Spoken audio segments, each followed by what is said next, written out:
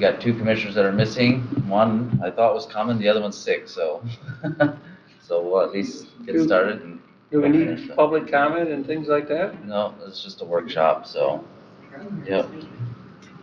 I mean, they can chip in, I guess, if they have questions toward the end or something. So seems appropriate to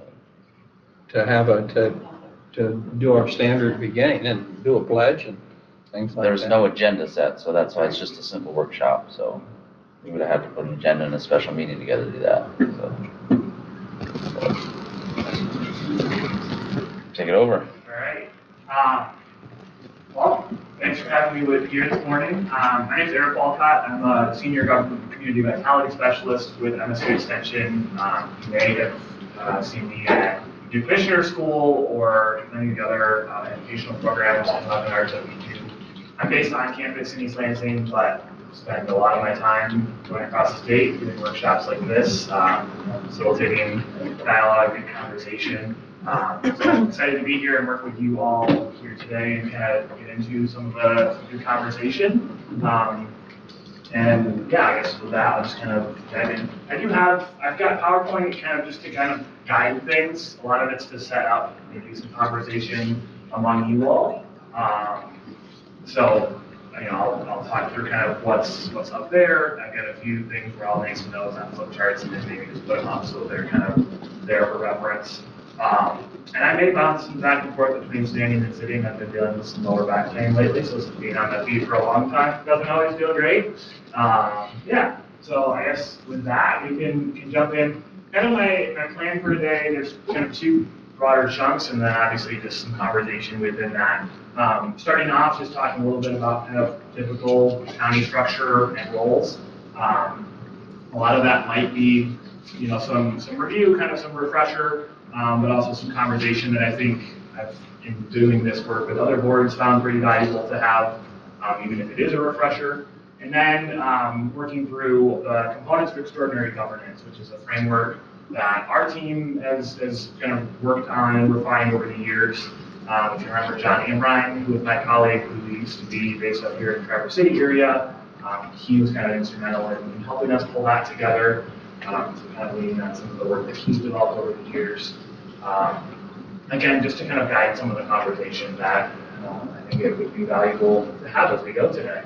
I'll also just say if there's any, I have kind of some question prompts in there to prompt conversation. If there are things as we're going that you want to have conversation on, absolutely, let's do that. We can, pause where I am and dig into something, or if there are pieces that we move more quickly through, that's okay as well.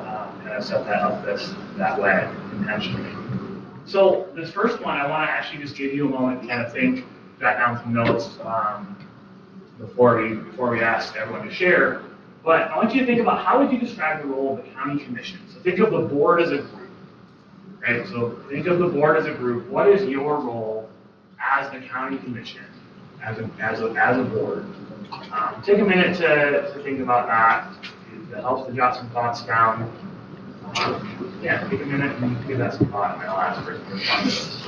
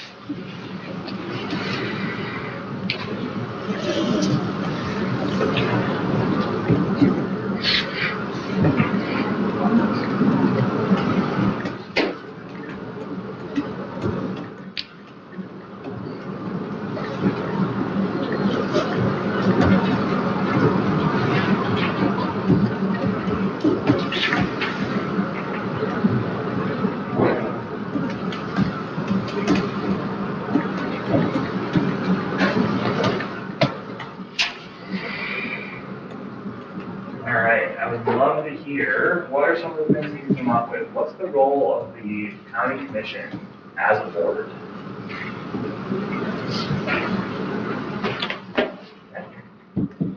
Okay, it is our job to be careful stewards of the residents' tax dollar, to fund mandated services and oversee, and beyond that, deal with the needs of the county and its people as we're able and appropriate. Okay. Who else? I would add to that policy and establishment and approval of policy, and our most important job, or one of the most important job, is to hire and supervise the county administrator. All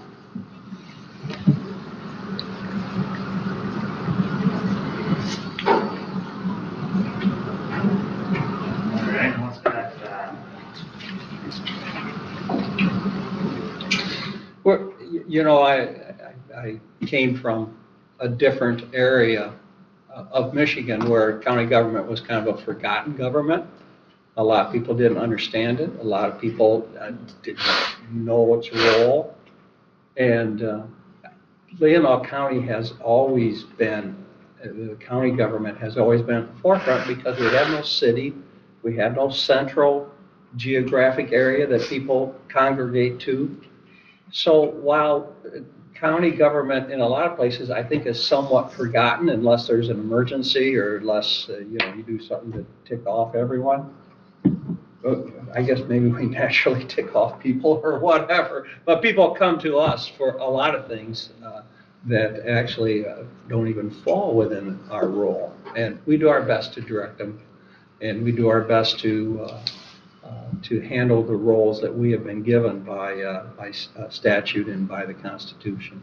And I agree, policy and administrator, really, if you had to boil it down to two things that are in our basket, those are them. I also added constituent services on my list. Each one of us as individual commissioners have a district that we represent. Yeah. Anyone else? The role of the board as a group?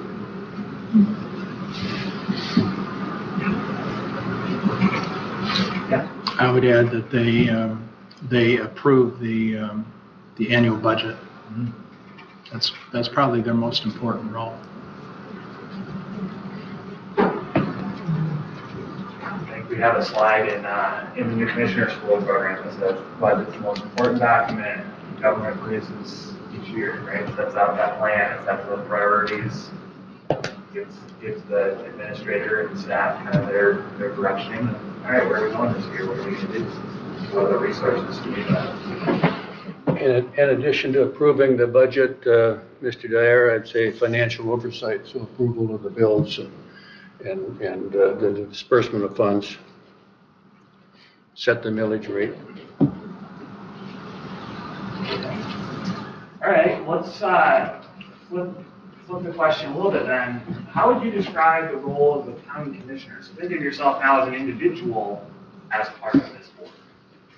Rather than the collective, what's your role as a member of the board, a member of the county commission?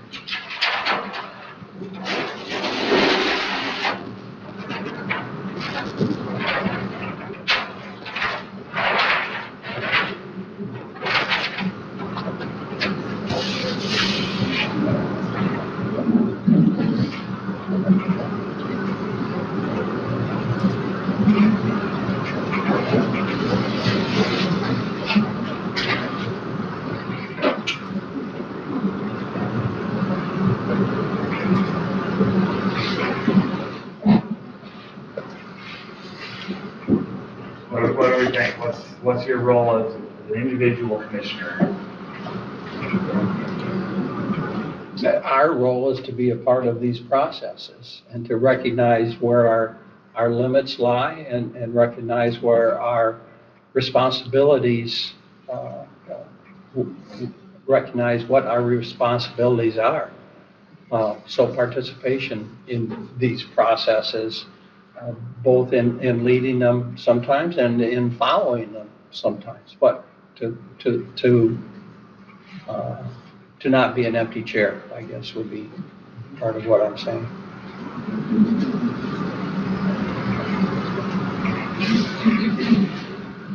I'd say to listen to our constituents and try to, to keep them informed of what's going on and understand what they want the county government to do.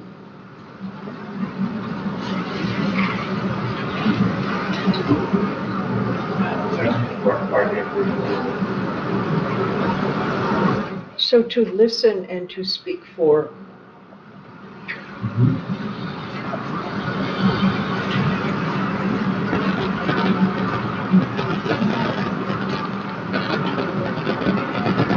To understand issues, so to get the necessary background to make intelligent decisions.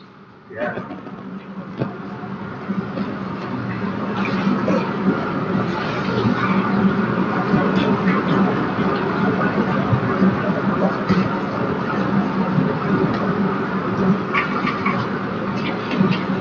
I was actually listening to a podcast on the way out, and it was talking about local government and that kind of the tension of how do you get enough information on the wide variety of issues that you all have to make decisions on to make good decisions, feel confident in your decisions, and also recognizing like we can't all be experts on all of the things. So it's like figuring out what's the kind of information that I need to feel good about my decisions.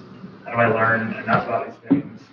And then connect that back to the person that was being interviewed was kind of their point was then connecting that back to, okay, what's my big picture, right? As a county, as a board, as an individual, what are those big picture priorities that I can kind of link these decisions to help kind of guide that decision making? And to be open to new information. Yeah. That's hard. Yeah. I would add everything that's been thrown out, that one of our roles is to also understand the limits of our responsibility and not get our hands in things and micromanage things that are better left to staff.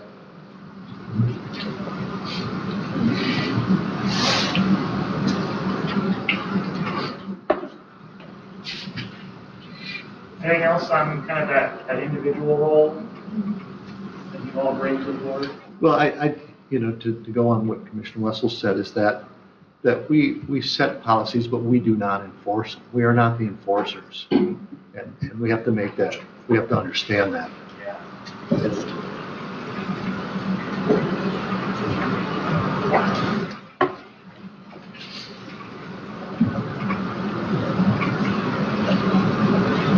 So we haven't said anything about budget. We're supposed to. It is up there on the role of the board as a group, but yeah, but say more about that as kind of the role of the individual. We just have to be very aware of it, that's all. Work within the budget. Work towards the budget. How would you say that? I think informed, I mean, that's the biggest thing I think is, as a commissioner, is just to be informed about the process of the budget and what it entails, so. I think you have to be interested too. You have to be interested in the well-being of the people. And we're on a lot of other boards, so being willing to participate and move issues. Yeah. That's not something you can really write down, but. Yeah, no, that's a big one, and you mentioned a lot of, being on other boards, and I know in a lot of communities, people who are involved in, county commission are also involved in a lot of other things kind of in the community. I did, actually some of you may have responded to it in a survey about 1.5 years ago that went out to all county commissioners in the state. And one of the questions was about challenges that commissioners face just as an individual in your role, right? What makes it hard to be a county commissioner? And the time constraints and the maybe sometimes imbalance between what really is required in the role to really do it effectively. And, if you're working professional or a business owner or all these other things that people have in their regular lives. There can be a lot of tension there in terms of how do we do both of these things effectively. It's a big commitment. I'm going to put this one up over here next to this. As we think about kind of the role of the board of the group, and then kind of the things that are maybe more a little bit your individual role as a member of that group, are there things that stand out as significantly different, or that kind of, or where's that overlap between what's your role and responsibility as an individual on this board compared to what's the role collectively as a board?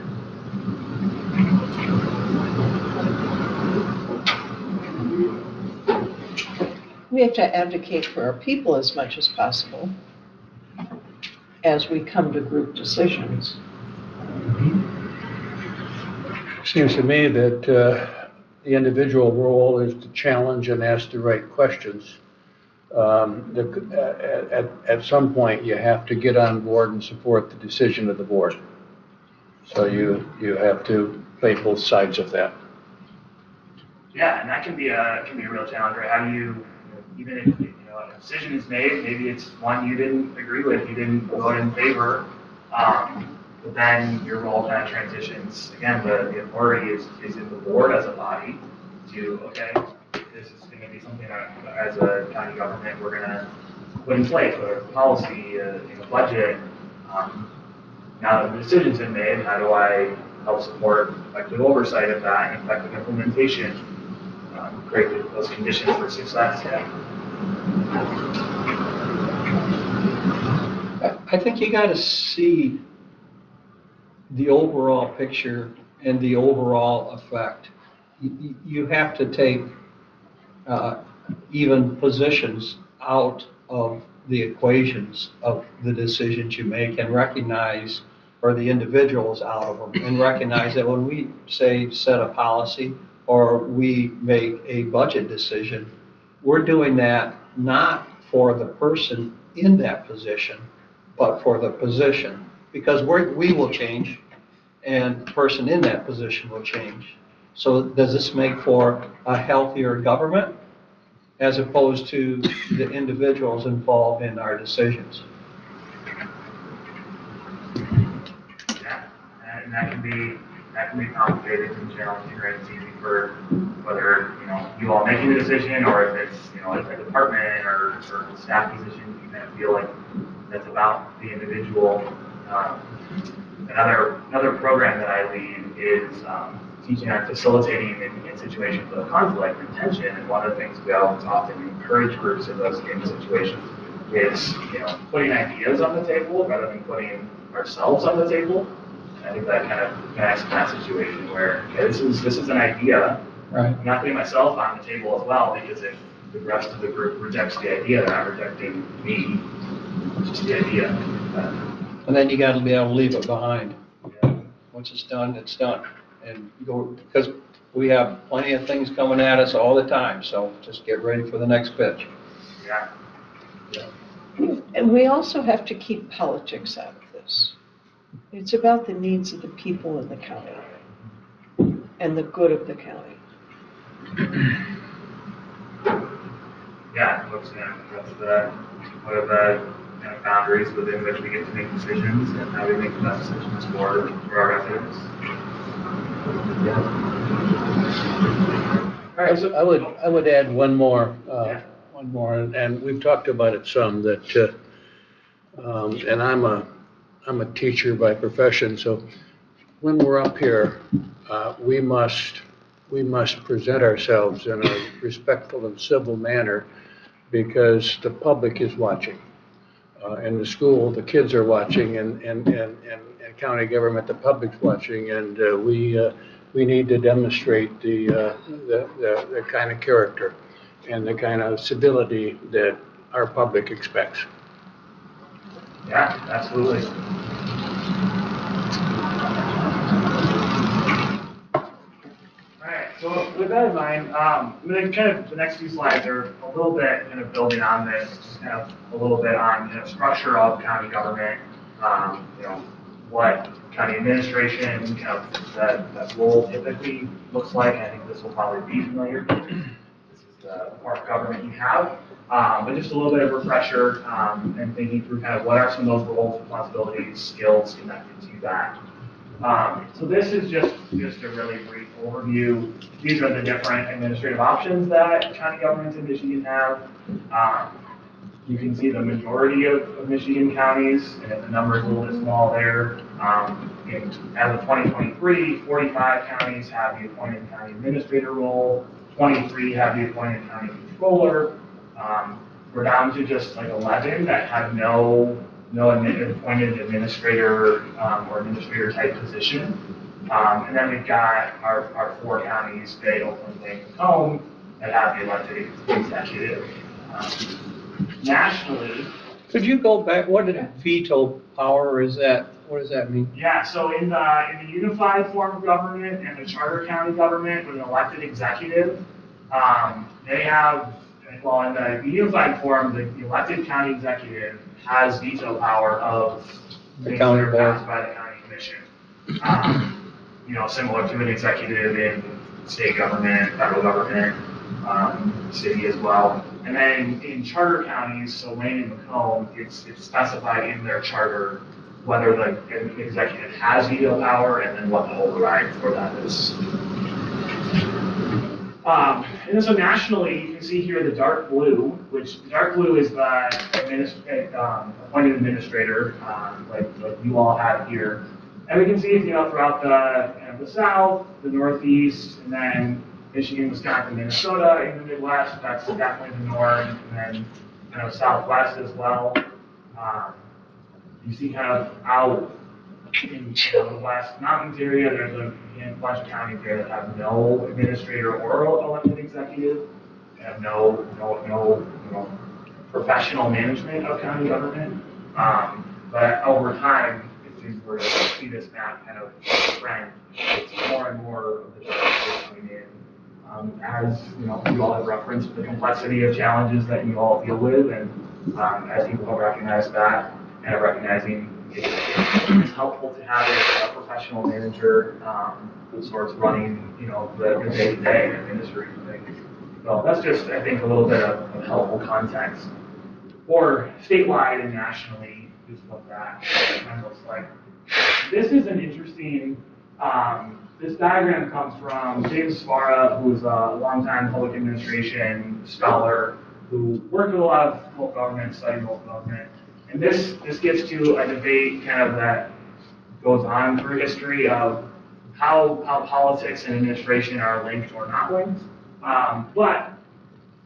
So the way this diagram has, we see on the right side are tasks for the administrator, and so this line kind of down the middle is one suggestion of where kind of what the role of each group is in these things. So for the council or board, the biggest thing is that kind of the setting of the mission, and then making those policy decisions.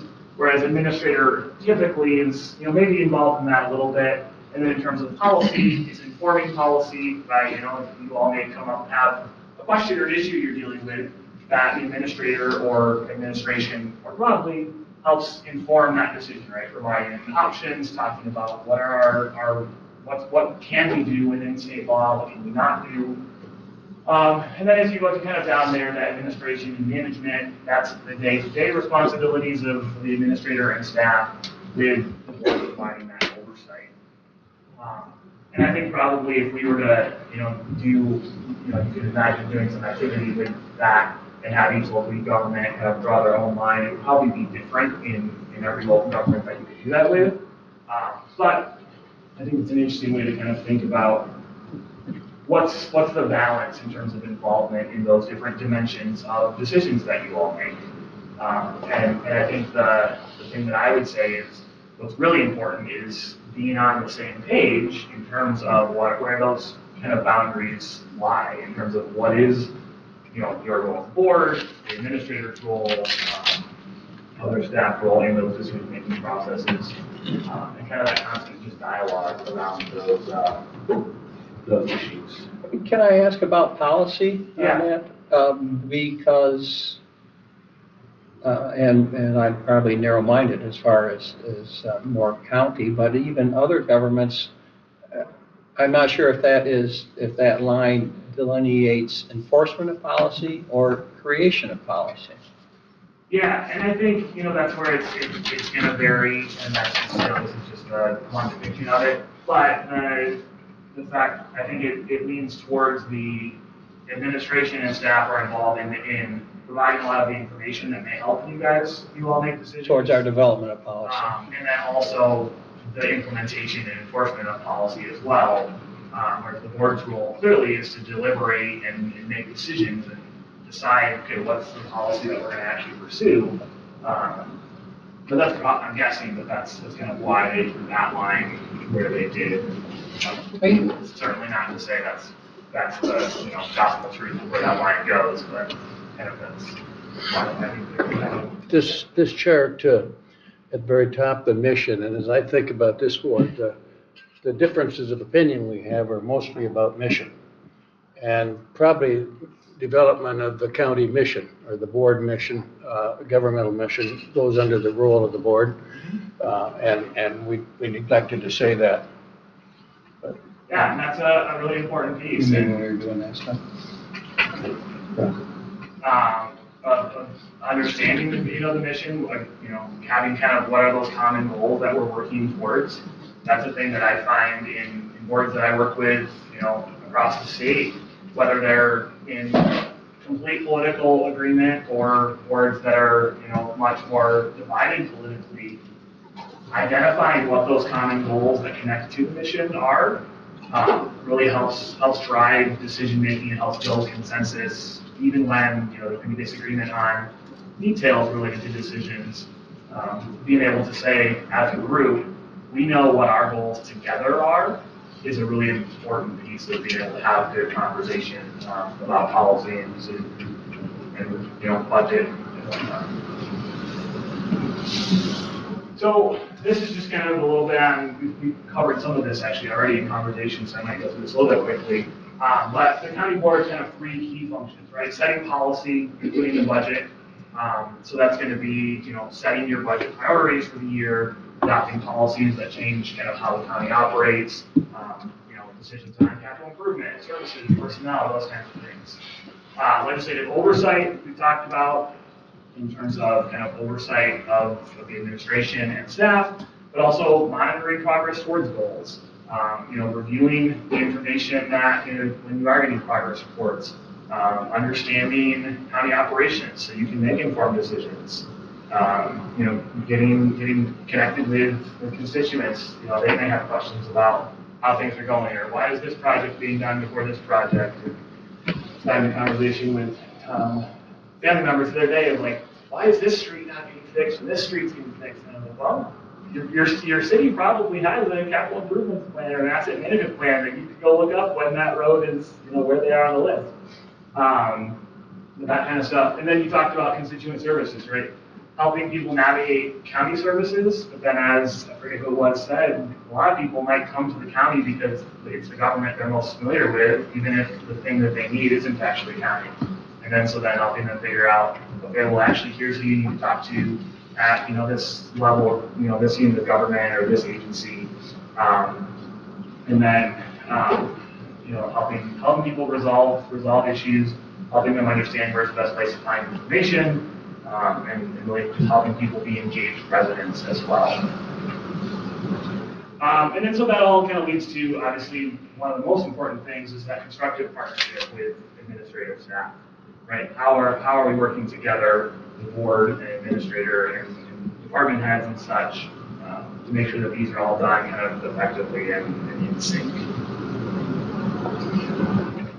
This gets to some of the limitations a little bit of county authority. And again, this probably seems a little bit familiar, but county was created by and part of kind of state government, and a little bit, originally, especially an extension of state government. So, anything the county has authority for is directly authorized by state law. You don't have that kind of inherent police power that other local units do.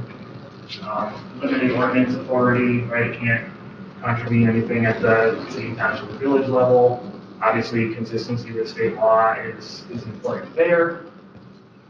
And then this is one that I think is often, I don't know, it can be interesting to kind of just think about, that no authority to act as an individual, right? You all are, to that role of individual commissioner and the role of the board, none of you on your own has power in state law, right? You have power and influence as a group, and you obviously you have influence outside of, a decision you may make that's, in the community. You're seeing your public officials and people, see that and respect that.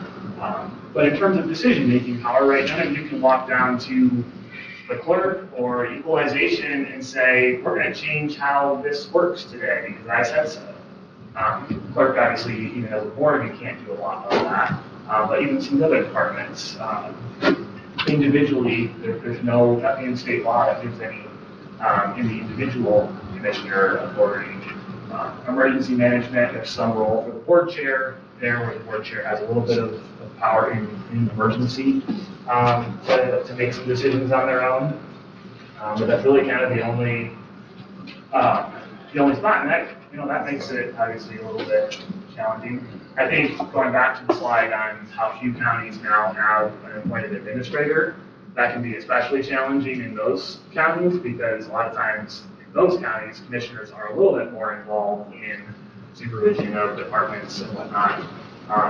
And that's hard when you don't actually have any of that authority. Eric, may I ask, and I appreciate what you're saying on the individual. Can you go a little bit more into police power and exactly what that is? I guess I've known that and heard it, but I've never, are we talking zoning, or we can't make an ordinance against whatever, planting autumn olive or things like that? I mean. Yeah, it's some of those things. It's a lot more of the regulation things that you see, a lot of cities being able to do, in villages. It's that kind of general authority to regulate, and mostly that's because everything within a county is within another local unit of government, right? And for the most part, those units have that power given to them in state law. And so because you can't do anything that would interfere with something that is given to them as a responsibility, that's where kind of that no inherent kind of police power is the term for it. And a lot of those things, obviously you're involved in public health, you're involved in safety, welfare. A lot of those are through mandated services, programs that you may implement rather than ordinances to kind of regulate those things. Eric, could you talk about, we've had something, we get public comments sometimes about that's not a mandated responsibility, but there's also that category of permitted. Yeah. Can you talk about the difference in what's mandated and what's permitted? Yeah, so mandated, obviously, the mandates from state and federal government are services that county has to provide at a certain level. And that's one area where debate can come in is, okay, it's a mandated service, what's the mandated level, right? How there's a kind of minimum level that isn't really clearly defined anywhere, but the courts and state law have kind of said there is some minimum serviceable level that has to be provided if something's mandated. And then in many places, counties choose to provide a higher level of service than is mandated because that's what you think is most beneficial for your county or that's what your residents, ask for. Other sources of mandates come from the public, right? What do your residents want? Those aren't written mandates, those change over time. And then actually the other kind of area that we talk about kind of as an extra source of mandates is what are all the things that need to happen for the services to take place, right? What are the things you need to do to keep the lights on, to have internet in the building? But there's no law that mandates internet in this building, but you couldn't do your mandated services if you didn't have that infrastructure. And then permitted, permissible or permitted, there's a wide range of authority for counties to be involved in things that the county decides are important to provide as services to your community. So if there's areas that the county thinks, or the board thinks these are things that either our residents are telling us they really want, or we think would be really beneficial for the county as a whole. You know, state law does get, you don't have the power to regulate a lot of things, but there's not a lot of limitation other than finances on what are the services, the types of services that we provide. And that's kind of, you know, it's pretty open. The mandates, again, is the area where state law says, you know, you have to provide these specific services. But beyond that, there's a lot of things that counties get involved in for various reasons that are not mandated. Thank you. Yeah. Any other questions or comments on that? You know what, wait a minute, I'm going to take a picture.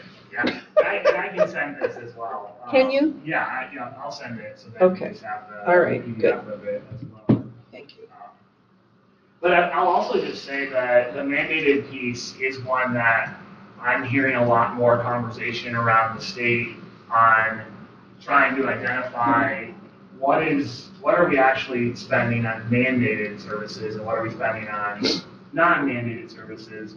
And I think some of that is, you know, in counties where there's some budget pressure and you know, fiscal constraints. It's trying to identify, okay, if we have to cut spending, what actually can we cut versus kind of what's mandated, and trying to kind of balance those pressures.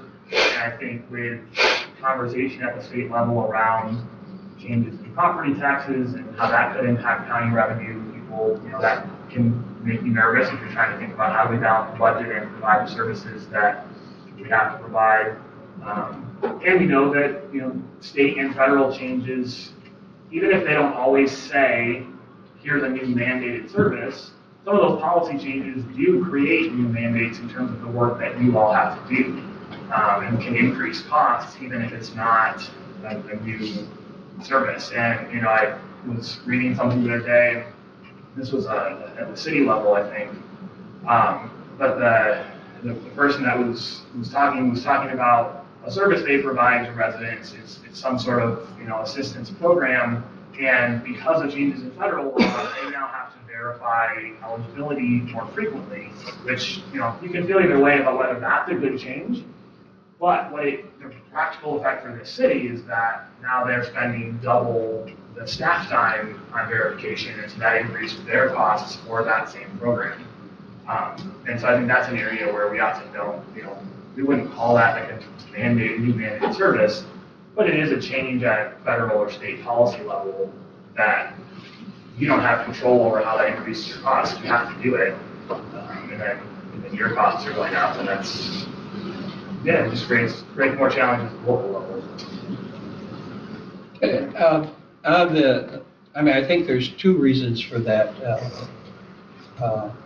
for not being able to act as an individual. And I think by extension, when you say individual, I think you're also saying 2 commissioners can't act, 3 commissioners can't act. The board has to act as a whole. And of course that eliminates confusion and puts us all on the same page. But I think it also gives the public an opportunity to participate in our decision-making process. And that's very important too. We can mandate all we want, but if the public doesn't know the process, isn't involved in it, they may not agree with it and have enough information to agree with it. So I'm off the soapbox now. Yeah, no, that's absolutely true. So this touches a little bit on kind of some of the conversation we're having on what is county government's role, right? Responding to local needs, so beyond those mandates, things that you see as services that your residents may want or may be beneficial, and then budgeting for mandated services and keeping for mandates. And I think this role as a convener and kind of bringing other local units together to collaborate is one that more and more we're seeing, you know, counties play an active role. I think that's always been a little bit of kind of the county's role. But as challenges get more complex, and we know that challenges don't respect city, township, county boundaries, right? They go where they go, wherever people are. And so, the county often has a broader perspective than the individual townships or the smaller units, to kind of bring people together and look at challenges at a different level. And I've seen actually some conversations too, where, I don't know what this is like in Leelanau County, but where counties are providing some more of the staff capacity, in contracting with townships or other local units to provide, whether it's equalization or some of those services where, yeah, maybe a township doesn't actually have the work for a full-time person or the budget for it, but they can, pay the county something to do that, and the county can maybe collectively, if there's a few townships doing that, add capacity to do that work across the county or at least a little. Before you move on, that last bullet, the serve municipalities, convener collaboration, our county faces lots of challenges with housing, and we've had a lot of debate at this table about housing. And I don't even know where we are, but I know there's lots of disagreement. But I like that we can't solve the problem, but we do have the responsibility as convener and collaborator, and I think we all need to remind ourselves of that, because we do have a responsibility. And we also had differences of opinion on how we want to support the tribe or how we want to support nonprofits. We do have a convener collaboration role with this community, I believe. Yeah, and I think sometimes, sometimes the county can play that role, even if it's something that you decide as a county, we're not going to spend a lot of resources on, housing, to use the example you mentioned, but you can bring people in the county, whether that's the townships, whether that's other organizations that are working on these things, together and say, okay, let's think about what does a broader approach to this issue look like, rather than each different little area trying to do its own thing. And that can be a way of kind of supporting problem solving and effective governance throughout the county, even if you're not the ones always doing the, providing the service or doing the work. Just building that space to make those decisions together. So what do you think would be the limitations of our role with housing and the options? We could spend a lot of time on that. There's a lot of different, I think, ways that we're seeing, counties get involved in housing. A few years ago, we actually helped facilitate at the state level with MISHDA, the regional housing partnerships that were developed with the regional housing plans.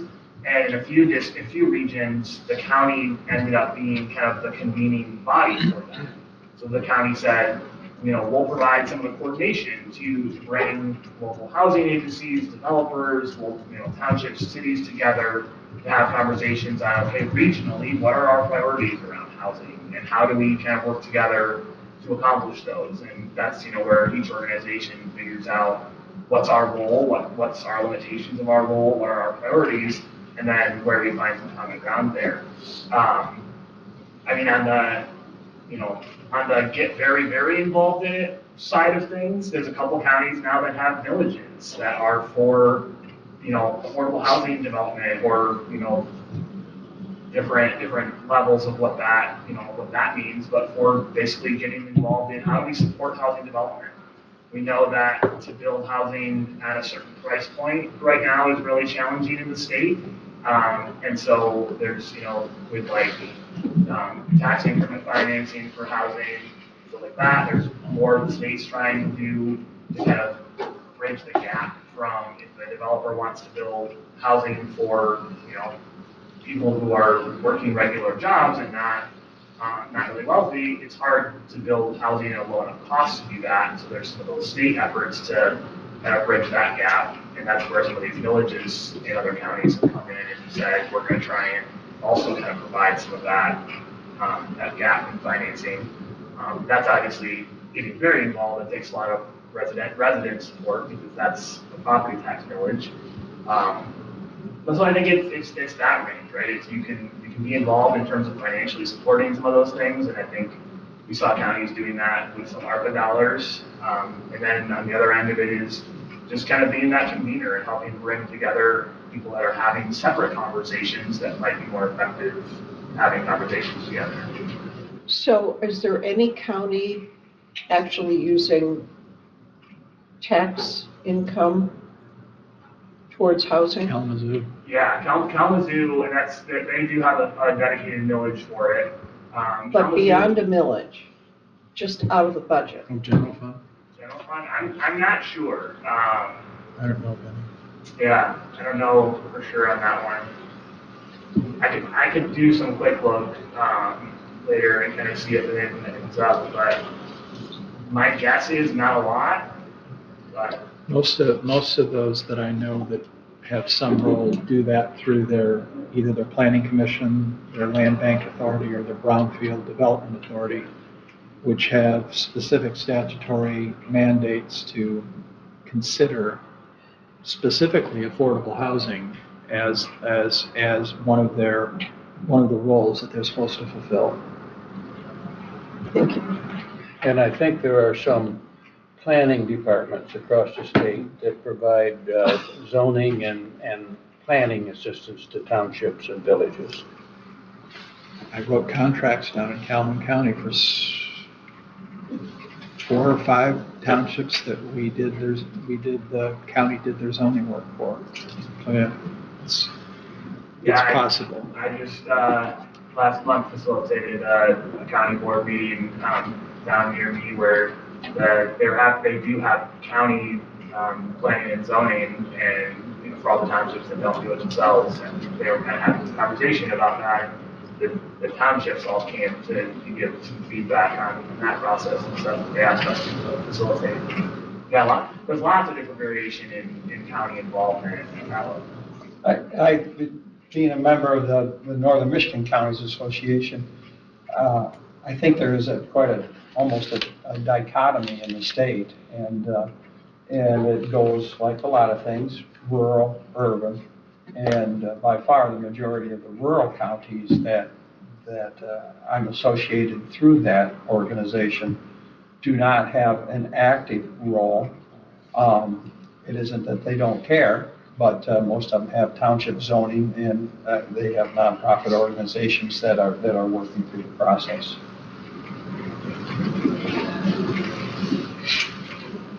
Yeah, housing, planning, zoning, great examples of areas that can get really complex, and there's a wide range of what that county involvement in those things looks like. So let's continue on here, and this is really kind of just a little bit kind of more on the policy and governance and decision-making side.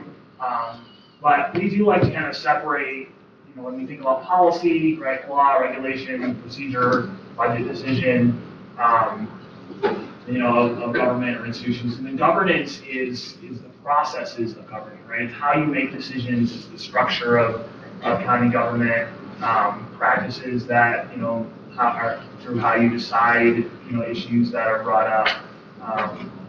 And so I think those are helpful things to think about as we think about effective county government.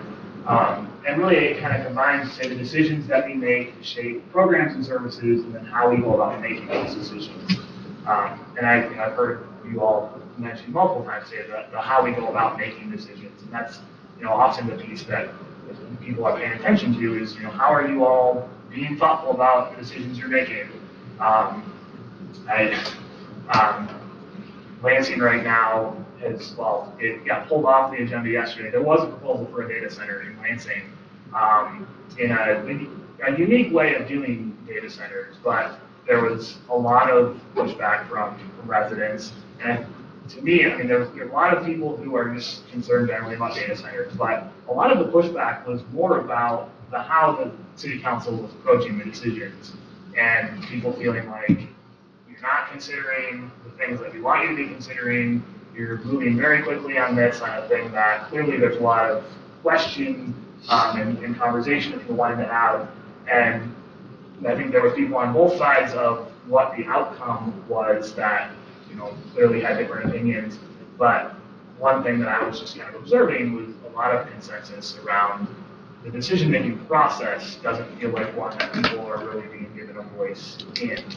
And that's something that it's challenging, and I know from a lot of work with local governments, you may give lots of opportunities for input, and then if someone doesn't like the decision, they're going to show up at that last, budget meeting, and that's the time when they're going to actually engage. And it's like, well, we've been trying to ask for your feedback for the last 6 months, and we haven't heard from you, and that's a challenge that I'm glad I don't always have to deal with.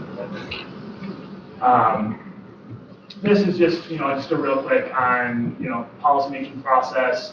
So we talked about policy. This comes from the National Association of Counties, defining goals, crafting policies, that implementation by county, by the county staff, and then tangible impacts. I think that last piece is, it's been touched on here a few times, but once you kind of set those priorities and allocate resources, you're not the ones doing the implementation of the day-to-day, right? Or even managing the day-to-day. That's the staff, the department heads that are doing those things. Hopefully you're getting updates and, getting those kind of progress reports and, okay, we've set goals and priorities, how are we doing and moving towards those. But figuring out, working with the administrator, what's the appropriate level of involvement for the board in, whether it's asking those questions, how often, for progress reports and updates, what makes sense? Is it, monthly, quarterly, more or less frequently, and making sure that both sides kind of are comfortable with that input. In that regard, you were talking about the policy making process, excuse me, when you were talking about, I didn't quite follow you a little bit. So just like, thinking about policy making, let's say, you're deciding whether it's approving a budget for a new capital project or a new program or service you want to provide, right? Sure. So you've set your goals, you've developed that policy, county level, often the policy is money, appropriating money for it. And then the implementation piece, having the right balance with the administrator, with staff of how often do we need to have updates so that we can make sure that, things are moving towards the goals that we've set out. And so we can kind of provide that responsible oversight of if things are not on track, okay, do we need to change course, or do we, how does that impact? So just having that conversation. I appreciate you going back for me. Thank you. No problem. So this is just another question. I'd love some input on what are some of those skills that are needed to support a thoughtful policy process? Or what are some of the things you all think about? Whether it's budget, whether it's some other decision you're being asked to consider, what are some of the things that you kind of think about as you go through that process? You gonna pull your pen out now again? Are you pulling your pen out again? I can. Okay.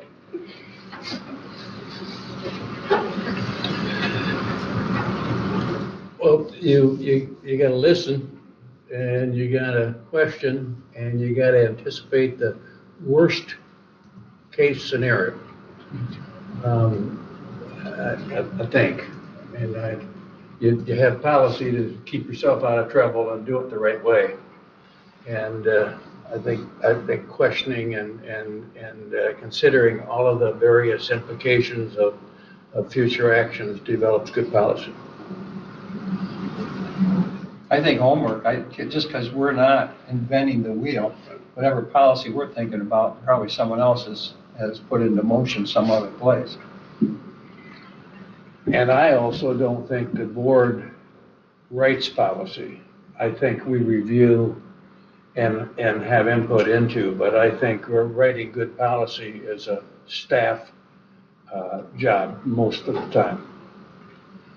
You hire an experienced staff, they present a policy, and then you review it and modify it. They also know best what the needs are, Who is what that? needs to be accomplished by the policies, I'm sorry, I didn't. the staff. Okay. They need to know what needs to be accomplished. What end product do we want here? Well, we have to be explicit in what we're trying to do there. Therefore, there comes out the goals and where we want to end up. And if we don't exercise that, we kind of leave the administration to wander. Well, they know what the needs are. They should write the policy and we review it. I think that's our job, for them to write the policy. But I'm saying, and I think you agree with this, that we need to explain our thoughts in a manner in which they can be interpreted and placed into policy. Right. I agree. I think in a lot of instances, for me personally, if there's a policy, I would like to bring people to the table that are directly influenced by the policy. You know, that it's not just as a board, because we don't like something, write a policy on it, but bring those to the table that are directly affected by it to make a good policy and to get input in that process type of thing, instead of just crafting something out of the blue. I think. Could you add the skill of research, because lots of good policy out there. So you need to know how to find that policy that's already been written and then develop it into something that you can use, not invent the wheel. Mm-hmm. And what Steve said is super important. We absolutely need the involvement and review of staff. Is this going to work for them? Yeah, what is implementation of this look like, right? Are we creating extra work, or are we making it more efficient in the process? Yeah. Yeah, so we just had kind of a couple of questions that often kind of guide policy process. So how will this policy address our unique needs and challenges? And that goes to the, find examples of similar, similar communities or similar policies, and then look at through this lens of, okay, we're in Leelanau County, what's unique here, and how do we adapt that? What are potential unintended consequences, whether that's for staff in their time or for residents who may be affected by policies? How do we ensure transparency and accountability in implementation? And then thinking about what existing resources or partnerships can be leveraged as well. Those are often helpful questions to kind of think through in that policy process.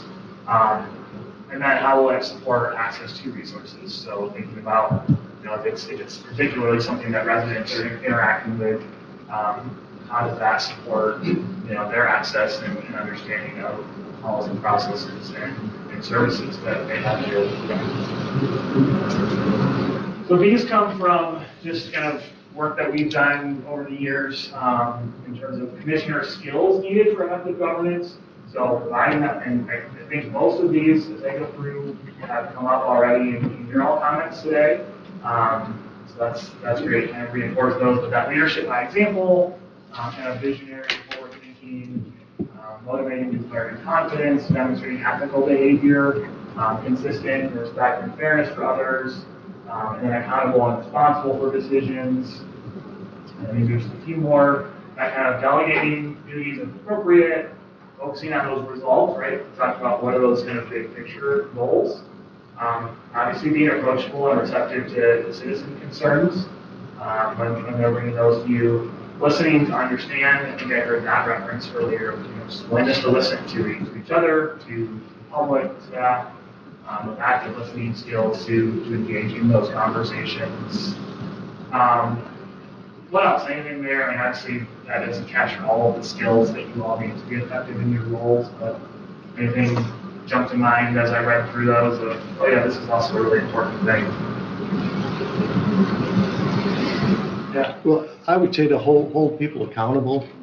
I think that we really need to do that, and but we don't do it without updates from what's going on here, and we need to have those on a regular basis, I believe. Yeah, having that kind of framework for what are those updates, what's the information that we're getting on progress towards goals and priorities that you set, and then being clear about what kind of that accountability process looks like. Well, and enforcing policies as well. I think we need to support the staff so they can do what they're tasked to do. I think that's one of our biggest responsibilities. Give them the resources they need to do what our people need.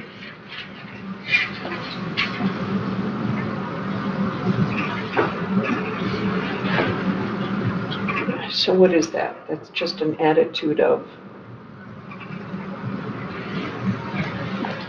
being willing to help and to facilitate Yeah, and I meet think- unmet needs. And Yeah, and I think later on I have kind of a slide on kind of the resources to support that, right? So if you're saying to a department, this is a priority, then looking to the budget, are the resources and the priorities in line? And if not, which one do we need to adjust, right? Sometimes we may say, okay, if we're aiming here, maybe we have the resources to get there. Or if we look at the budget and say, well, we really don't, or we don't want to, increase, spending or resources in an area, then being realistic and adjusting, where those targets are sometimes can be the other approach. I know that's where some of those other challenging conversations of what's that right level. We want to be aspirational and set ambitious goals. We also want to be, as someone said earlier, good stewards of tax dollars and be responsible with that. And so trying to find that balance. So let's switch perspectives for a little bit on the role of county administration. So not just the administrator, but department heads, staff, people that run the day-to-day of county government. How would you describe their role?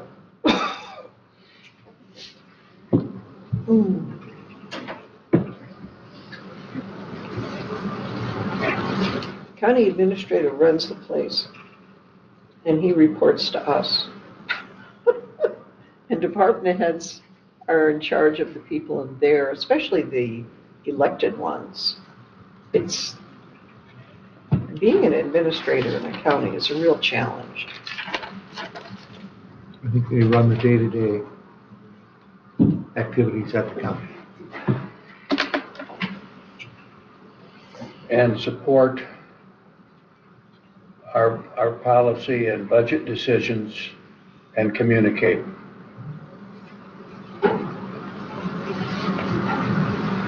They're the ones who provide services. I mean, we're 7 here, and there's more than 100 county employees. They're really,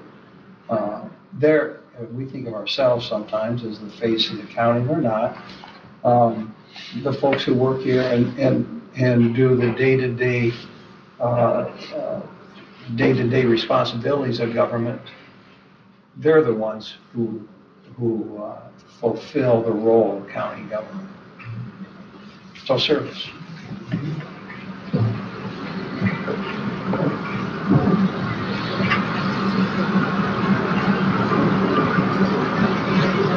Yeah, I think I would describe the role of a county administration kind of as carrying out the duties that are delegated by the board. Department heads are different, if they're under administration, they'd be in that sense, but if they're elected, they listen to the people that elected them, those departments, whether it be treasurer, clerk, register of deeds, or in that sense. But for me, I would see a county administrator a lot as carrying out the duties that are delegated by this board, a lot in that sense, as well as what somebody else mentioned, running day-to-day operations. What you mentioned, they got well over 100 employees, and that's their job, make sure that everything runs smooth in that sense. I'd add one other thing, and we don't always welcome it, but I expect our administrator and our department heads to tell us what we need to know and to make recommendations and to make suggestions and guide us to the right policy and the right decision. And that's why we spent so long to try to find an administrator with the skills and the background necessary. And I think sometimes this board isn't quite as willing as it ought to be in asking the administrator, what do you think? And I think we need to pay attention to that. And what do you need?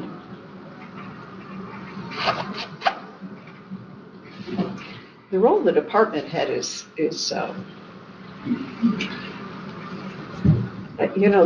administrator has to co-manage with department heads. Meanwhile, he's in charge of the policies that those employees work under.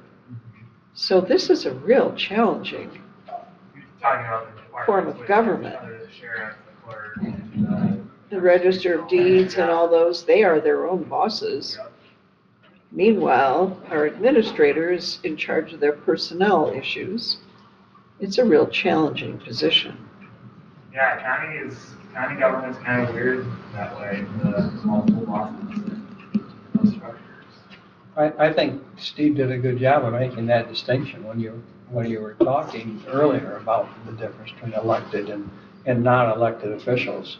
And we hear, and often is brought to this board, requests for policy changes, requests for complaints about personnel, complaints about everything, and that's not how county government works. So it's our job to explain when we can, but people think the buck stops here, but with the buck, you have to, if the buck's gonna stop here, you have to have authority, and frankly, we don't have authority under those departments. Probably the most visual department in the county is the sheriff, and we don't set a lot of the guidelines for deputies and for folks under the sheriff's jurisdiction. Right. Yeah, I know we have a set of slides that we use in a lot of presentations just with the different kind of structural relationships that exist in county government, from like funding authority, which obviously you all are providing funding for, to actual legal authority, kind of communication connections, and all those different, how those lines connect from board to administrator to voters to the constitutional offices. It's a complex picture when you weave it all together. Yeah. Maybe I shouldn't respond, but I think you're right. It is a challenging form of government, but I think when you describe the role of the county administrator with respect to elected officials, it frankly comes down to, does the county administrator provide value to those elected officials? Does the county administrator provide good advice? Does the county administrator assist with you maintaining your budget properly? Frankly, those are the things that, in my experience over my career of working with counties, that good administrators provide that kind of support to their elected officials, and when they do, the management of that difficult relationship is much easier and much better. So.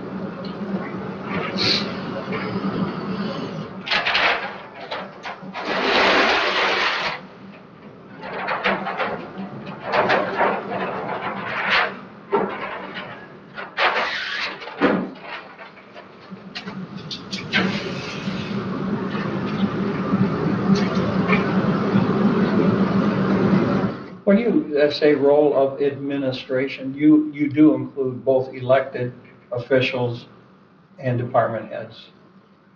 Yeah. I mean, we did in our discussion. Yeah.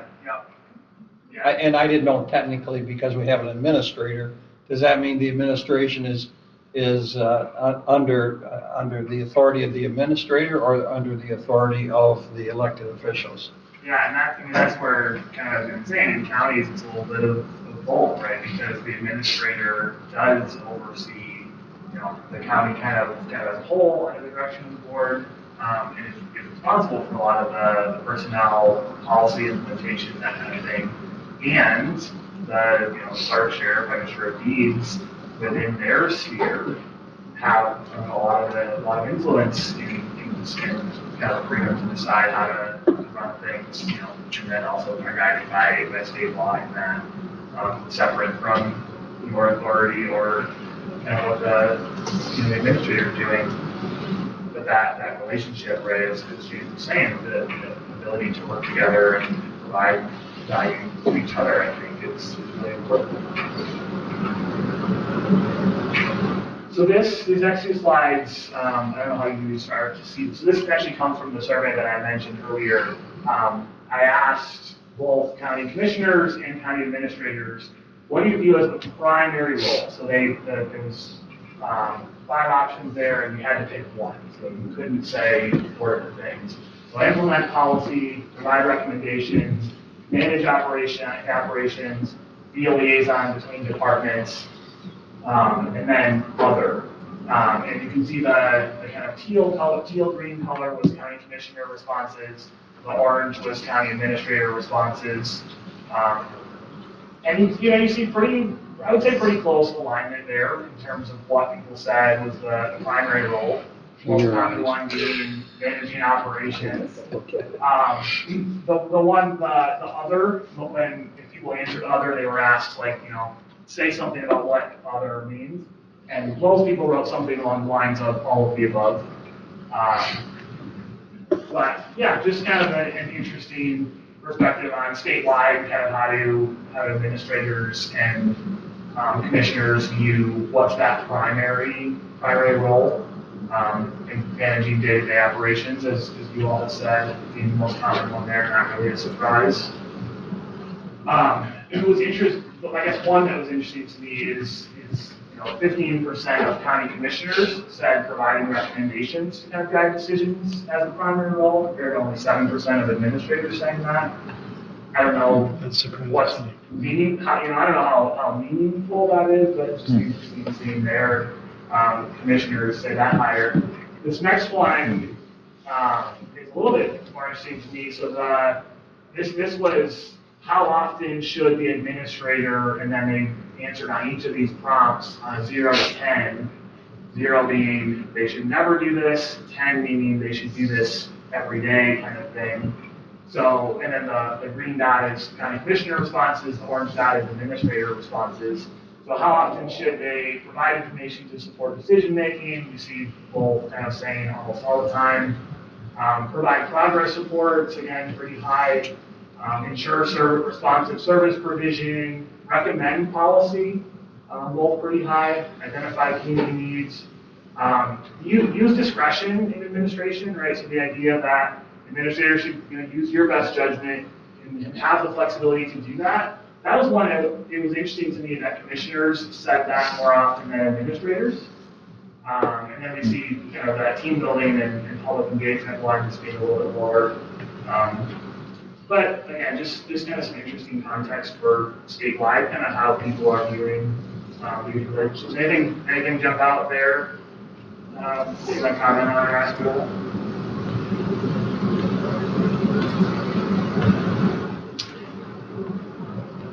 All right, we can continue on. This is just, we've talked through most of these things came up here in our conversation on the day-to-day coordination that county administration provides, right? Leadership, budget, development, monitoring, reporting, implementation, human resources aspects, purchasing, running those central systems, really as kind of that day-to-day coordination that the administrator and administrative staff provides. And then these are some of the skills for an administrator that have come up through work we've done around the state, and some of the, talking to boards, administrators, so financial management, negotiation, conflict resolution, listening, communication. A lot of these, I think, are really, they're important in terms of the work with the board, but also just in the day-to-day with the staff in terms of that day-to-day management. And then on that last one, was that weighted in any way, or is that arbitrary? This? Yes. No, this is just kind of pulling together What came up? just from things we hear. Thank you. Kind of the themes that emerge. Not a real structured kind of research, but that's what would be interesting to do sometime. And then those interpersonal skills, right? I mean, being an effective administrator, effective leader for county staff, empowering others, recognizing contributions, honesty, and fairness, building that trust, flexibility, adaptability. And I guess thinking back to over our conversation on key skills for commissioners and key skills for administrators, where do we see overlap there? What are some of those kind of common key skills that we might see?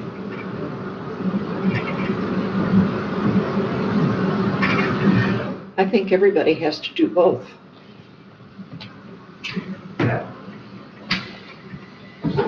That's just a decent human being. There is some of that, yeah, absolutely.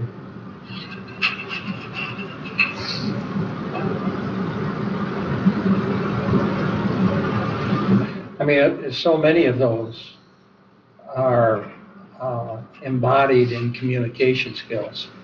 You may have all those things, but if you can't communicate them, it's your own little secret.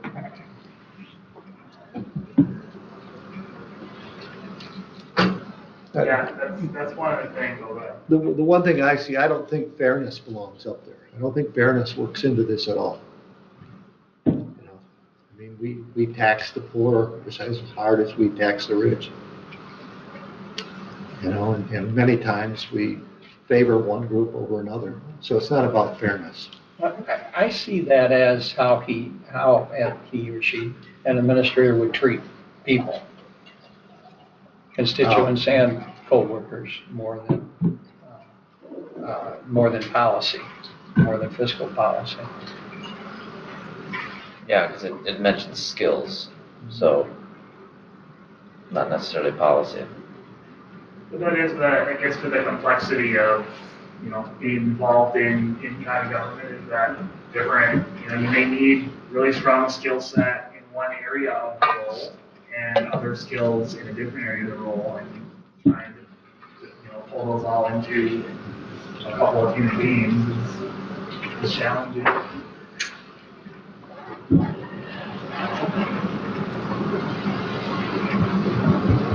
All right, we're going to move forward. This next kind of section, this is kind of getting back to that components of extraordinary governance framework. And there's 10 components, and I'll move some of these. I'll kind of breeze through a little bit, and then kind of as we've been doing, a few places to kind of pause for some conversation. But they really boil down to these 3 key points, and you'll see them kind of as we go grouped into these. But right, focus on mission and resources. We've talked about some of these, and I think some of this stuff you'll hear conversations that we've been having kind of coming up. Empowering people and then building trust and excellence.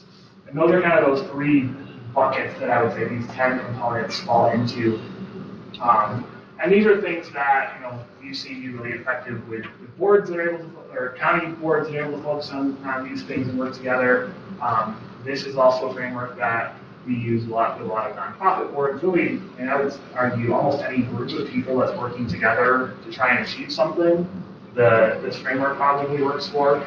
But we use it, and who was it that was saying they were on the Governing Essentials? We were saying on the Governing Essentials webinar, so you might recognize some of these from that. But this first one, right, focus on mission and resources, and I'll go into each of these. But it's mission-focused actions and impacts, resources to accomplish mission, performance benchmarks, monitoring, and then that informed policy. So mission-focused action and impacts, right? Making sure that your mission is clear. And I think I've heard some conversations today, and maybe that's an area that to do some thinking on and make sure that what's the mission and those big picture goals, making sure that there's clarity on that, and then also agreement as you work together as a board or for the 4-year term. What are the goals you want to achieve together, and how do the decisions you make during that time support that? And making the mission and those goals kind of that focal point, right? How you can, we talk about this a lot in our fiscal sustainability work and budgeting is what's the line you can draw from every budget decision you make back to the mission, back to those big picture goals. And so that, as you're thinking through decision-making processes, that gives you kind of a firm ground to stand on. If, constituents are asking, well, why are you spending money on this thing or this thing and not this thing, you can connect that back to what are those strategic plans, strategic priorities.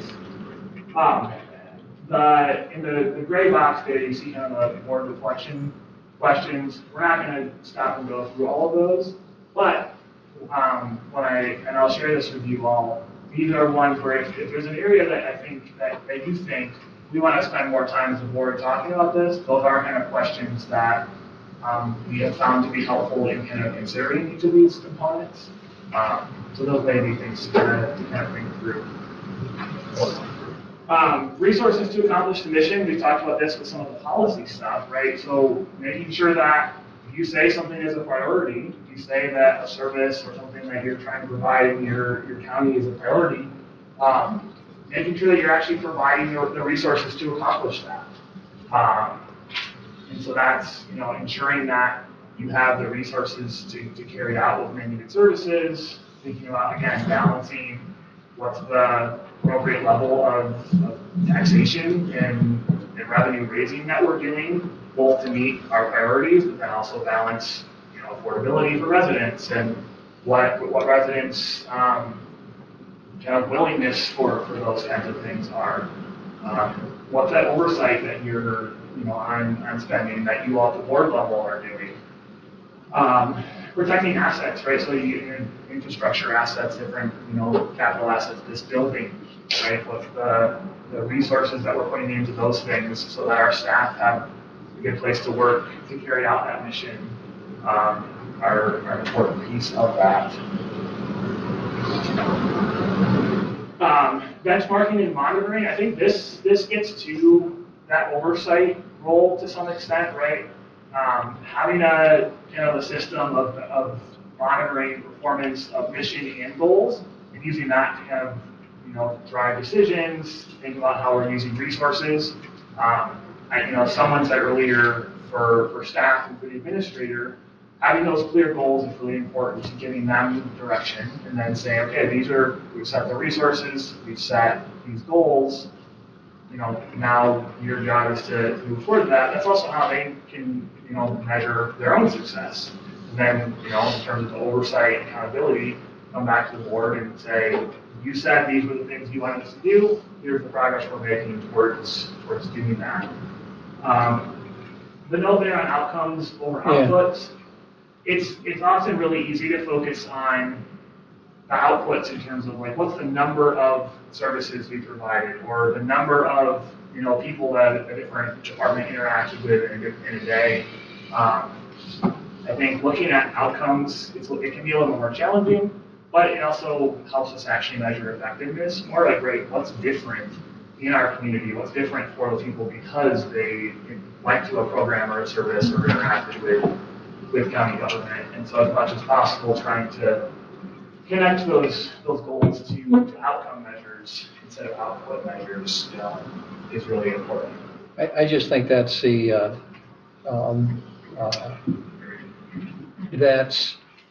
ultimate measuring stick for efficiency.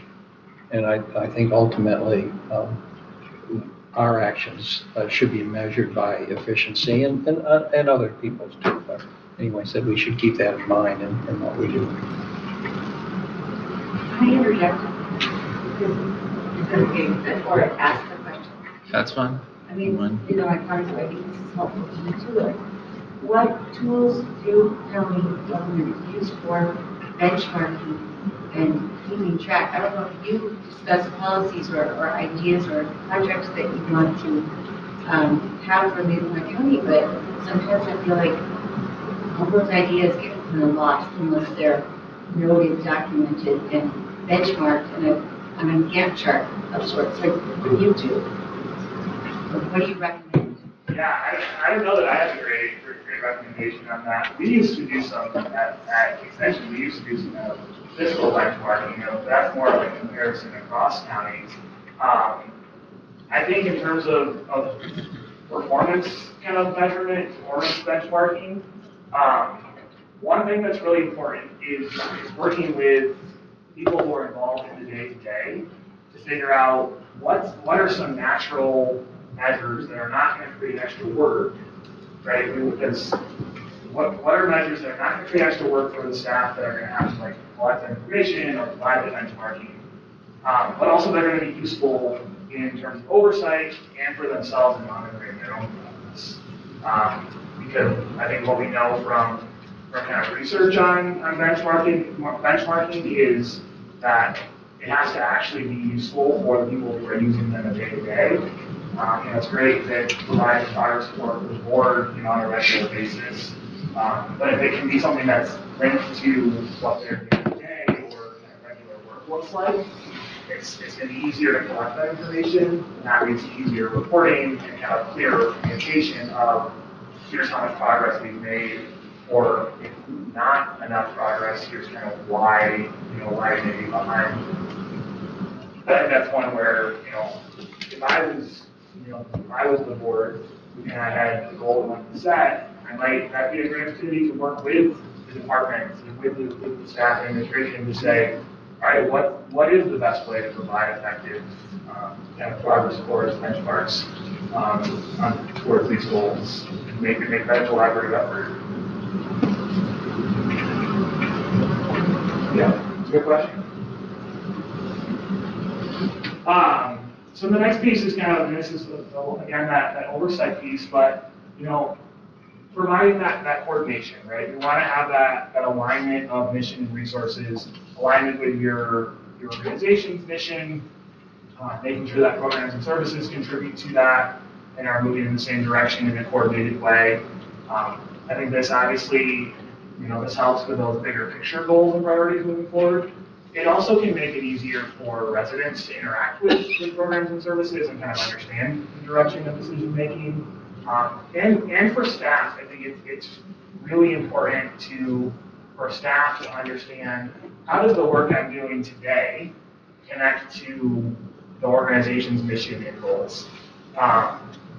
That's one of the things that I think we find actually in looking at, and across the country, talking with staff, particularly in public sector organizations, is the clearer understanding they have of how the day-to-day work they're doing connects to the overall priorities of the organization, the more likely they are to be motivated to want to continue to work in public service and to provide a high level. And actually, like research shows, staff that see that connection are more effective in their roles. This is a little bit different, but there was a survey in North Carolina a couple of years ago that found staff who clearly understood what their organization's mission and priorities were 80% more likely to say, I would like to spend the rest of my career in this organization than staff who didn't have that clear understanding of that. And so I think that alignment and that kind of having things moving in the same direction, it's important, in terms of communicating with the public, here's where we're going, here's what we're trying to achieve, but also in terms of trying to build and retain competent, effective staff. That's a really important piece as well.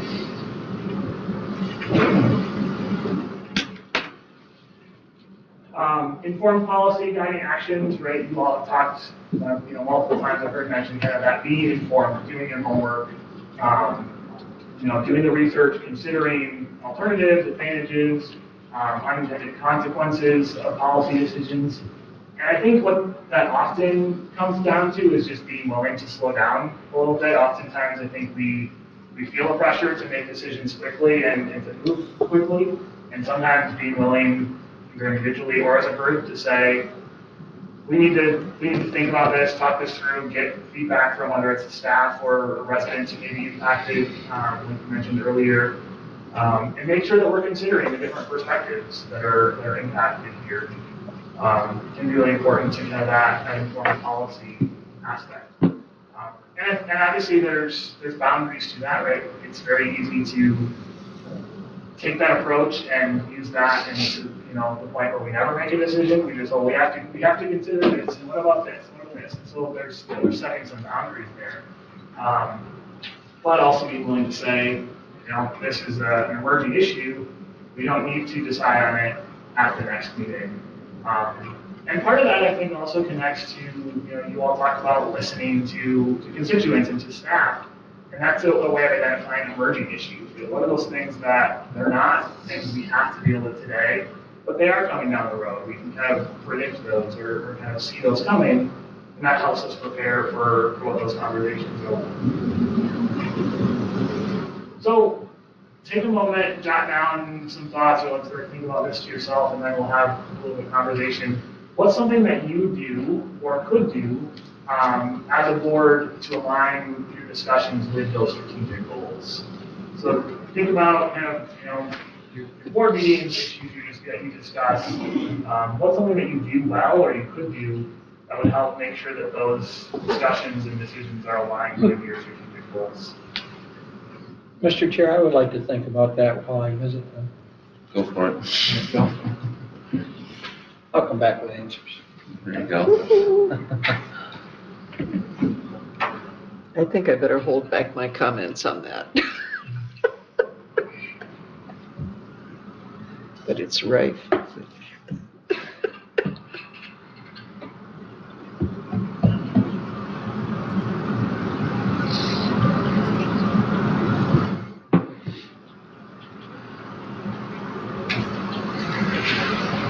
Well, we don't have many strategic goals. We've talked about developing a mission and developing goals, but I don't know that we have a formal list of goals for our board or for this year for our board, and I think we should.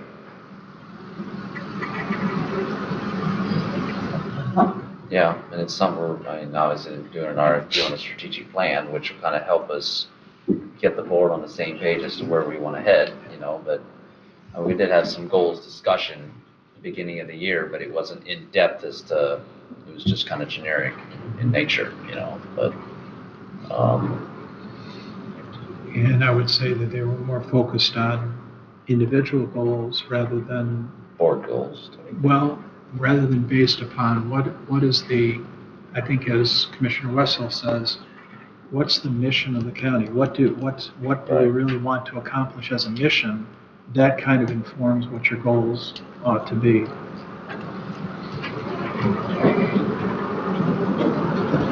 Well, now we can't talk about Alan, so let's go back. I thought we settled on 3 specific goals, and then we had a list of about 7 or 8 others that had been mentioned. So, to say we don't have goals, I believe we do. We just haven't reflected on them as much as we should have. But one of them, and it was definitely to get the finance department straightened out.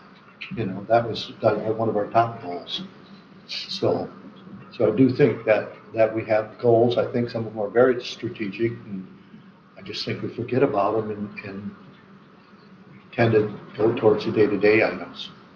I think we have goals more than we have strategic goals. Okay. Because if we have strategic goals, we got a real plan. And I think we did have a plan in finances, but quite often I think we say what we want to accomplish, but we don't make them strategic.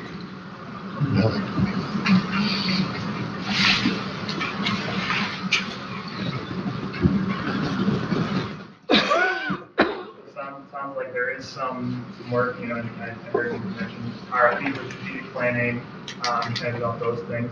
What might be a way to, even just, the goals that you just mentioned, kind of keep those more centered in conversations, in discussions? Well, I think we should bring them, at least bring the list that we have and not forget about it. I mean, it's sitting home on my desk, but it isn't here. And I do think it'd be good if we wrote a mission statement.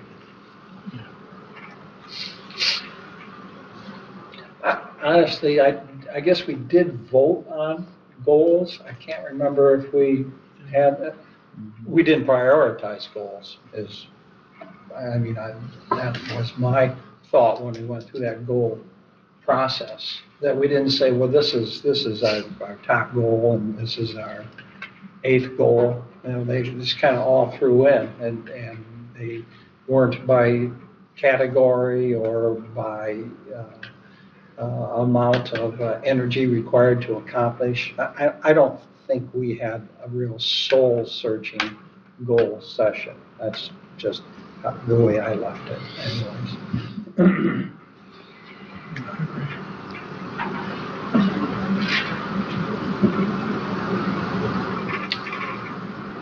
All right. So so then I guess the next section there is the empowering people, and we'll kind of talk through and touch on these.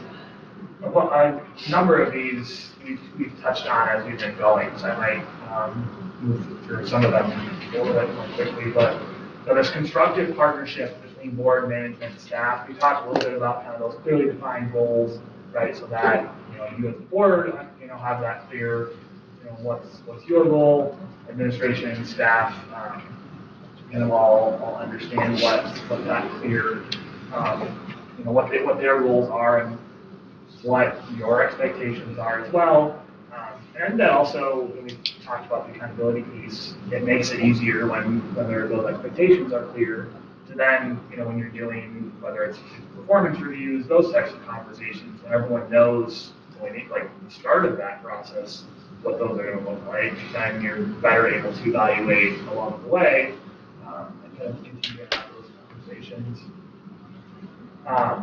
So this is where that, obviously you have a county administrator, and so that one of the boards, I think someone mentioned earlier, that kind of biggest responsibilities is, and decisions is picking, hiring an administrator, and then giving them the resources and supporting them in managing the day-to-day.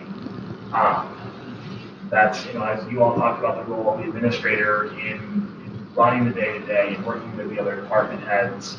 And that's a really important piece. And I think back just for a second to that kind of those clear boundaries, the relationship between the board and kind of what communication from the board to the administrator in terms of that direction and oversight is a really important piece. Otherwise, it's like having 7 different bosses, right? Really, the administrator has one boss, and it is the board as a body. And so I think for you all as members of the board, being thoughtful about what does that look like in terms of how that relationship is managed, communications, direction, that kind of thing. And just ensuring that those things, and as I talked about earlier, have policy authority come from the board of the body rather than from individuals. So I have a handout here that I'll pass out at the end on constructive partnership between the board and the administrator. And this was developed through conversations and some research, kind of talking with county commissioners across the state and county administrators across the state of what are things that really support that effective partnership. What are the things that are most important to that? How do you build those partnerships? And so I have a handout here that talks a little bit about some of these, and then has kind of some questions, related to each of them that you could use if you ever wanted to have some conversation on, identifying what those boundaries are. But so communicating early and often, obviously just, building those lines of communication, making sure that you're on the same page, getting to know board members, that's kind of more at the administrator level, right? Taking the time to understand your individual priorities and kind of the way that things work. For both the administrator and the board, addressing concerns directly. So if there's questions, if there's concerns about process or decision making, making sure that those are brought up and shared. Again, building boundaries and kind of defining those roles is a really important piece of that as well. This is where kind of we often, when there is tension or conflict between a board and administration in general, can be overstepping boundaries, pursuing personal agendas, kind of being disengaged or unprepared for meetings and decision making, making assumptions about kind of the way things are rather than communicating, and then micromanagement or kind of getting involved in areas beyond what's been discussed, kind of that boundary. Eric, I have a comment, and I suspect that every one of us would have different views on this, but when I look at the problems I think we've had, not only currently but with past administrators, is we have too many surprises, and we are too willing to criticize in public instead of deal in a trusting relationship. And I think we lack trust sometimes. And I think as a board, we haven't been very good about protecting or supporting our administrator in public. And I'm just one commissioner, but I sit here at some board meetings and I see our administrator surprised at board meetings. And that should never happen. That's me. I believe we have to support our administrator as well.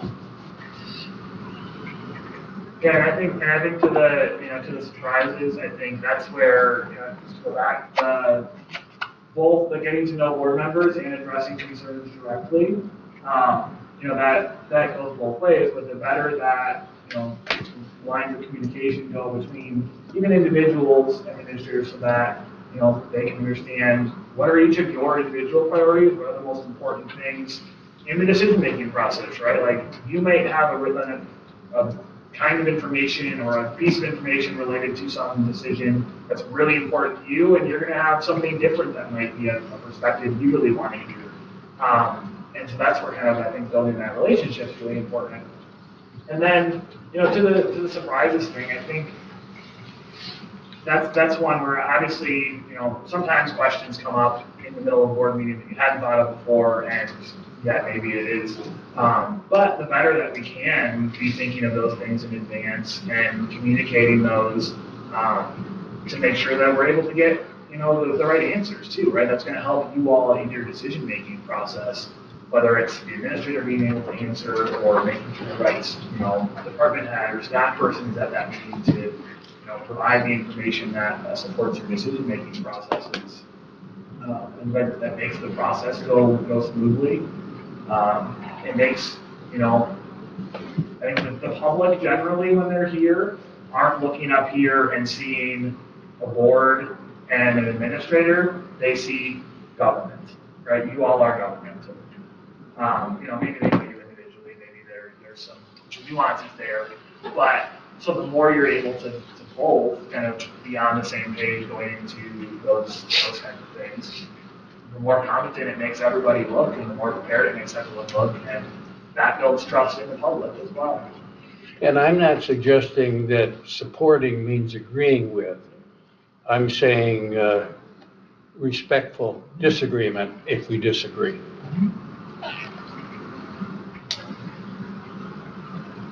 I think that's perfectly put. I always say, if you walk down the street and you hit 7 houses and knock on every one of them, you're not going to get 7 answers that are the same. And it's how we discuss. It's the honesty with which we can express ourselves that I think leads to good decision making. And it doesn't make the automatic, well, we come here and we vote yes, or we come here and we vote no.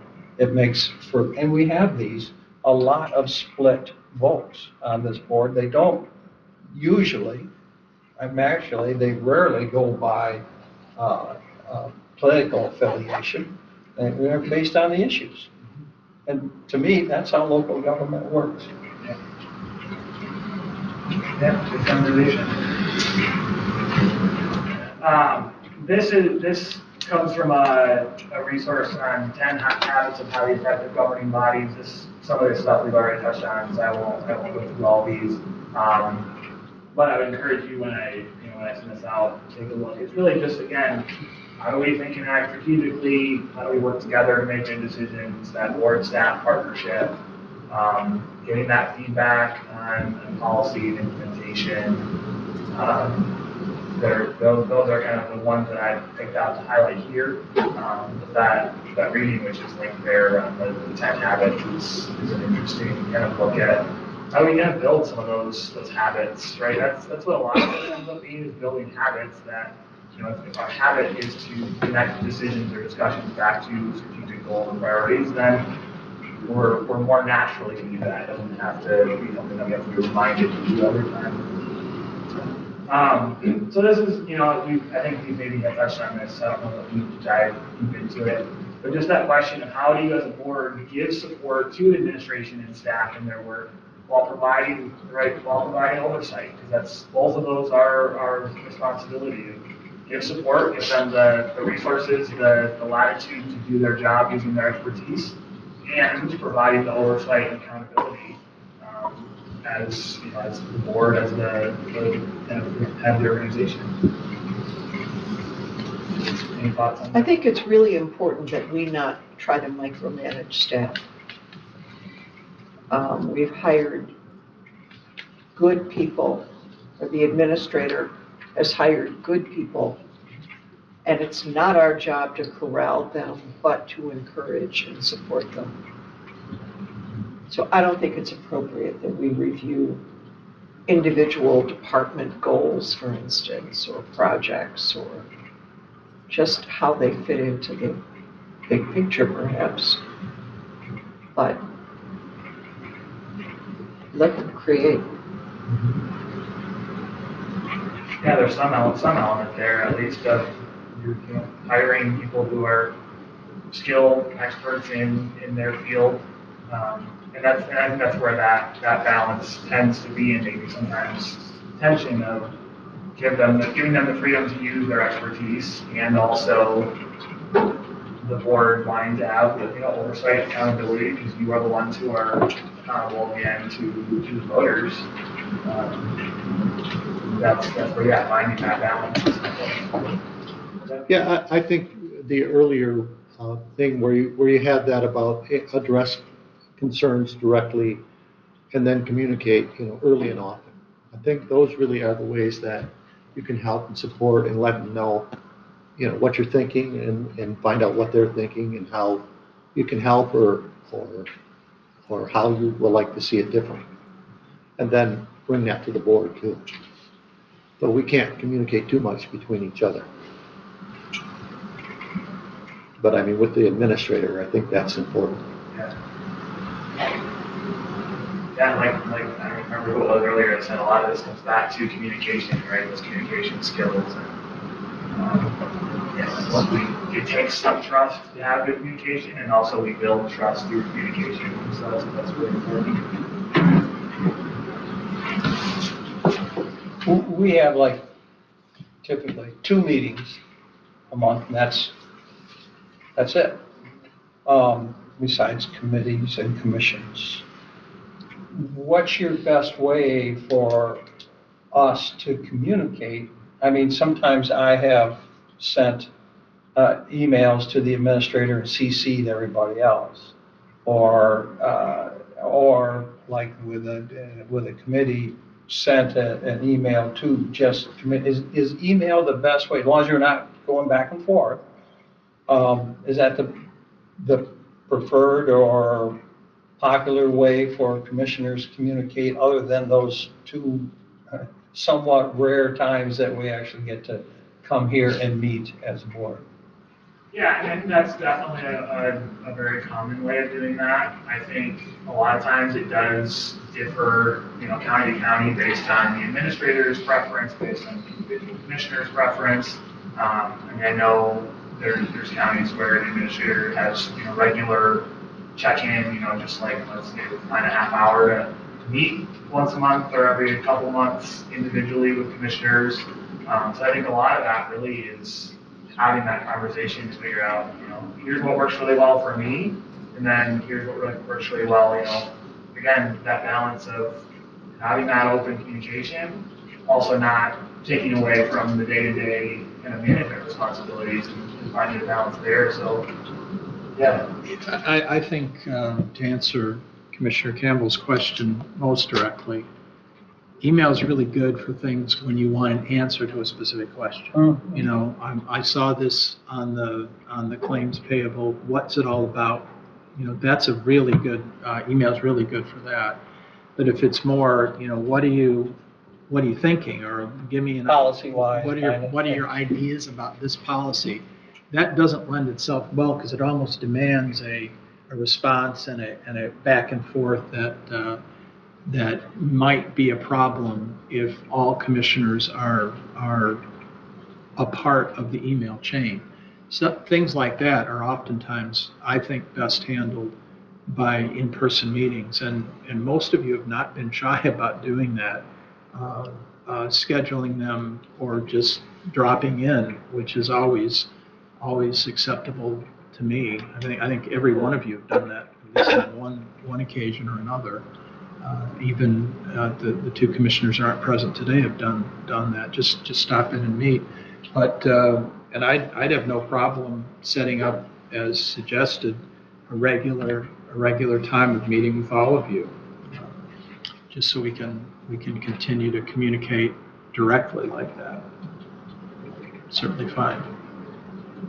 We've always had a practice of, if a commissioner asks the administrator a question, that question goes to the administrator, but if it's appropriate, he communicates back with everybody. Yes. I'm uneasy with the copying commissioners on a lot of emails, because emails that are copied to all commissioners turn into more than just emails. They become a matter of record that may or may not represent what I concur with. So I would prefer that we allow our administrator to decide when we all need a response. But if you have a question of the administrator, I don't need to know that. Well, I like communicate. I guess one of my problems is this idea of one-on-one communication, which enlightens one commissioner. And that commissioner is enlightened, and the other 6 are still in the dark. That's why I bring that up. We only have 2 meetings, and in this case, coming up, just because of the way that the schedule was, we're really going 3 weeks between meetings. So if there is something that would be helpful for everyone, I would just assume when everyone does get together to meet, that they're all on the same page and part of that process. That's my view of it. I'd like to see more from, the administrator as far as here is the progress or lack of progress, or my plans for a certain policy or action. And I understand that. Here's the problem I have with that. A couple of weeks ago, you sent a communication to the administrator asking him to do something and to provide it to all of us, and to provide all future copies of it to all of us. And then it said, do not respond. Mm-hmm. Well, if I can't respond and I don't think it's appropriate, I'm in a lurch. And I think that was to do with the a attorney opinion that really we should have had anyways. I mean, that should have been sent to us. I didn't have a problem with that attorney opinion, but you said, and all future attorney opinion. And I don't want to be a part of telling the administrator that whenever he gets an opinion, I want him to send it to all of us. It may be sometimes that we want to deal with it at the board table, or we might request a closed session. And I just don't like to have a commissioner ask the administrator to do something that I don't want him to do. Okay?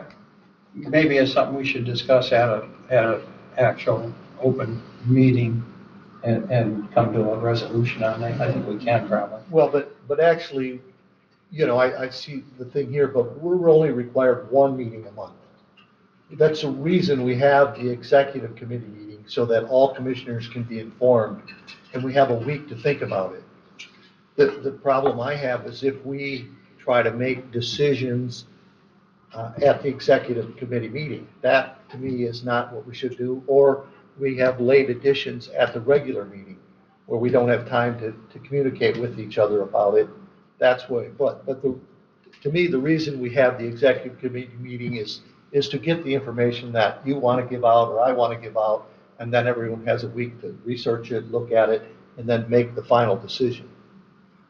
So to say that that we have time. I think that's the reason for the executive committee meeting, myself. In particular, in that case, I think, as I recall, the effort was to try to discuss the drain commissioner position, because by the time we would make a decision, that decision would come on the last day that someone could apply for that position. So I thought it important that we all get up to date and discuss openly that drain commissioner position before the deadline for someone to apply for it. So that was, in that case, that was kind of a particular, if you will, calendar-driven request. I respect what you're saying, though. Yeah, it sounds like that's kind of tension between making sure that everyone has the same information to support decision making, right? Like you said, you want everyone to show up with access to the same information to inform how you decide, and then balancing that with, there are particular issues that each of you may care about more than other individuals that maybe are more suited to have an individual conversation with the administrator, and that's where I think, having some conversation, building what's the expectation or what makes the most sense in terms of what's the kind of the line where, okay, this is now something that should get communicated to everybody, versus what's, makes sense for those one-on-one conversations. So that, you show up to meetings and there aren't surprises. You all feel like you have the information you need to make decisions. And the administrator has the information on your questions and priorities to be able to answer the questions that come up. Good conversation. We talked about this a little bit, that you're kind of board as a body, right? You're working together. How are you going to work together? What are the decision-making processes? How do you continue to talk earlier a little bit about supporting decisions once they're made, even if it wasn't the one that was maybe your priority as part of that. Great meetings, this is one that I think we often kind of gloss over, but having the appropriate accessible information, following obviously things like Open Meetings Act, but also just kind of those best practices, balancing the kind of appropriate detail that's necessary in terms of making good decisions, being thoughtful about how you manage meetings, both for yourself and your decision-making process, but also for the public that shows up. So that they can understand what are the deliberations that you're having, what are the conversations you're having, what information is informing your decisions. And I think often helping the public understand their role at meetings. And I don't think we often generally do a great job of differentiating. There are a lot of times when we want to set up venues, really to get public input. And public comment at your meetings is one of those ways, but it's not the best way of having kind of a dialogue with the public, right? It's more of just you get your 2 or 3 minutes to get public comment. Those public meetings really are a board meeting in public. They're not really a meeting for the public. I think there's better venues for that. That's kind of just the way state law sets those up. Is it's for you to have your deliberations in public so that the public can see and hear those and understand that process. So I guess another question there is thinking through how do you communicate. Obviously you have a public meeting, you're having discussions, deliberations. Even if this room is full, that's not close to all the people in the county. How do you help the public understand the decisions you're making, the deliberations that lead to those decisions? What are some of the things that go into that? That's her job. Okay, but so then in that process, right? How do you ensure that the public has the opportunity to know here are the things we considered in a decision-making process, and here's why we decided what we decided, or here's the things we're considering. You mean beyond the minutes of the meeting? Yeah, because you're right, your average resident isn't gonna look up, they might look up the minutes maybe, I mean, I sometimes do, but. Depends how right? pissed off they are. Well, that's part of it, but what are some of those proactive things in terms of helping people understand, what are the decisions that are being made, but then also what are the discussions that led to those decisions? Well, there's a pretty extensive email list of people who get information before the meeting about the agenda. And then it's on YouTube afterwards. My turn? No, thanks. He probably does the best newsletter. We really don't have a formal process that's been adopted by the board to do that. That's something that is a priority that I have in terms of, deciding how we communicate with the public, with both the public, how we communicate internally, things like that. We don't have a really good plan on how we want that done. I think most of us report to township board meetings on a regular basis. And I think we all try to do a good job about that, keep them non-political. Yeah, What do other small, yeah, go ahead. What are other small counties, our size, let's say we've got 23,000 residents, what do they do?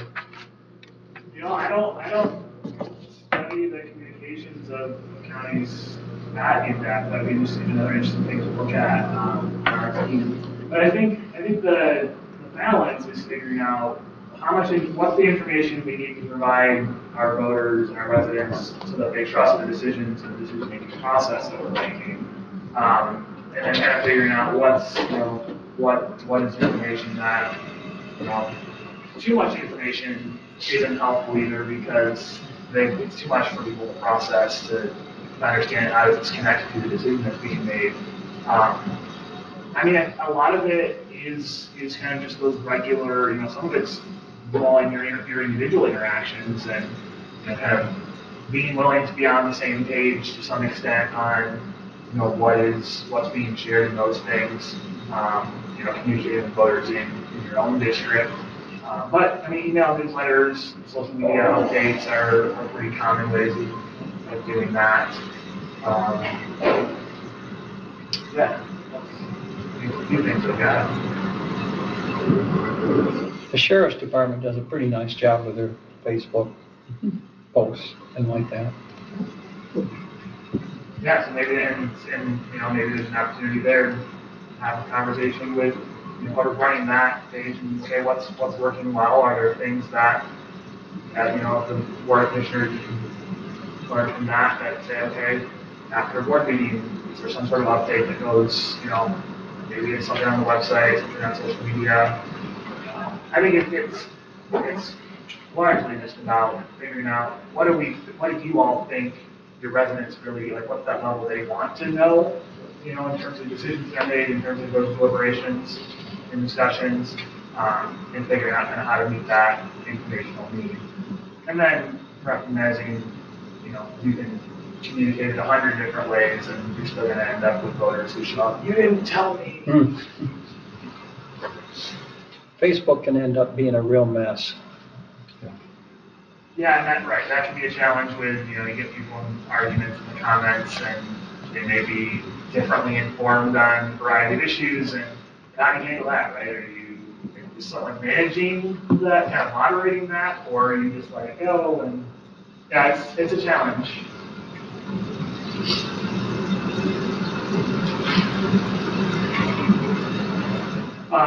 So just a couple of, I guess, these are pretty broad points, but summaries of discussion in public meetings, resources or information that are shared in the agenda packet. So, if there's information, this maybe goes back to some of the communication stuff.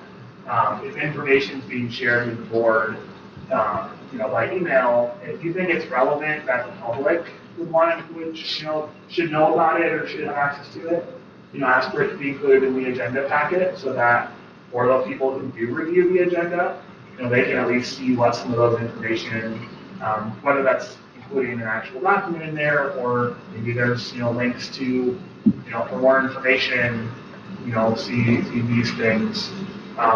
For your voters who want to take a little bit extra time to make sure they're informed on issues, that can be a good way of, here's some information as a board that we received and were able to review that we think you might find interesting. Responsive partnership with your community, we've covered that. I think that role of the convener, mentioned of reporting to the township boards, relationships with nonprofits, other organizations, and residents. And then the last kind of chunk of components is this building trust and excellence, right? So culture of accountability, transparency, integrity, and forward thinking excellence, how we kind of plan for the long term. The first piece, that legal and ethical integrity, right? You're responsible for adhering to legal standards, being ethical in your behavior, decision making, and so that's kind of a really important piece. And also just thinking about the public image of yourselves in your role and of the county as a whole. Because again, when people see individual actions of board members, government staff, most of the time I think people don't see that as they see it as your individual action, but that leaves an impression on how they view government as a whole.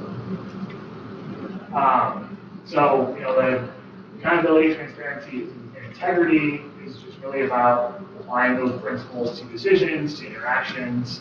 It really just helps build trust. That transparency piece, and that goes back to the information being shared with the public, and the balance of how do we be transparent so they know what's impacting decisions, while not doing information overload, because that's going to be not helpful in the same way. I don't know if we want to spend a few minutes on these questions, but there's some discussion questions here about whether you can be ethical as a local government official, how you know if ethical standards are being upheld. Thoughts on that? We formed a committee, we met once, and we're moving in that direction to rewrite our ethics or conflict of interest ordinance. So we are moving in that direction, committee-wise, which will eventually be board-wise, but we're really in the stone preliminary. But that's great, because that, right, the what does it mean and how do you know, a lot of it comes back to, do you have an ethics policy or, ethics standard that you've collectively adopted? That, MSU Board of Trustees, when President Gustwitz came from North Carolina, one of the things that he and the board did was sign a set of governing commitments. And some of that goes back to that kind of productive partnership piece, but some of that into those ethics pieces too. And it's saying, as a board collectively, here are a set of behaviors and relationship things that we're committing to following together. And I will say, just, having followed that, it's, they're not perfect, clearly, but the difference since they had the conversation to develop those and adopted those from how that board was acting before that is a huge difference in just accountability and how they're working together. So. And we do have in our board rules 8 or 9 statements about what we're committed to. It wouldn't hurt to post those on the wall, I suppose. But we did support those this year and last year when we approved our rules. Yeah, it's great to have those resources and those documents as this is just a kind of broad, I won't spend much on this, but kind of on codes of ethics and standards of conduct, and what typically goes into them. So obviously there's things like conflict of interest, appearance of impropriety, incompatible offices, things that come from kind of state law. Really going kind of beyond that in terms of, how do we act in a way that serves the public good. these are just a few sources of ethical standards that we see in different state laws. And really the most relevant one is that state gives power to local units to adopt their own ethics ordinances, or whether that's in your bylaws or board documents. And that sounds like you all are working on that, so that's good. These are things that we typically see in kind of those things, right? The purpose is to build trust, foster good governance, and those principles of the public interest and upholding our laws and transparency. And that code of conduct piece, that often is a big piece of that as well. And then the last one here is this culture of forward-thinking excellence, right? So this is just generally the idea of we're thinking for the long term. We're making decisions about today, but we're also considering what's the impact of this decision on the future of the county. Someone referenced earlier, you all aren't going to be here forever, the staff that are here aren't going to be here forever. And so how do we make decisions with a perspective of what's going to be best for the county both today and 5, 10, 20, 50 years from now? And I think often, we think of that, we think of that from a budget perspective of, do we have the resources to provide the services we're providing now? And is this decision going to impact our ability to provide services down the road? But I think it goes into kind of a broader approach as well. And so that's kind of what that is about. That kind of brings me to getting to wrap up. And this is just kind of, obviously, summary of what we've covered. The most effective boards, that we work with and we see around the state and the country are clear on their role and boundaries, really do focus on mission and resources, have that collaborative, relationship with administration and staff, and then really do strive for that transparency, helping people understand the information that goes into decision making, and what's driving decisions that you're making. What I would love to do, kind of as we wrap up, is take a moment and have each of you just think about this question. What's one action that you can take as a commissioner to strengthen the effectiveness of the board? What's something personally that you can do? Maybe it's something about, I'll just tell you that. What's something you can personally do that could contribute to strengthening effectiveness, related to any of the things that we've talked about today?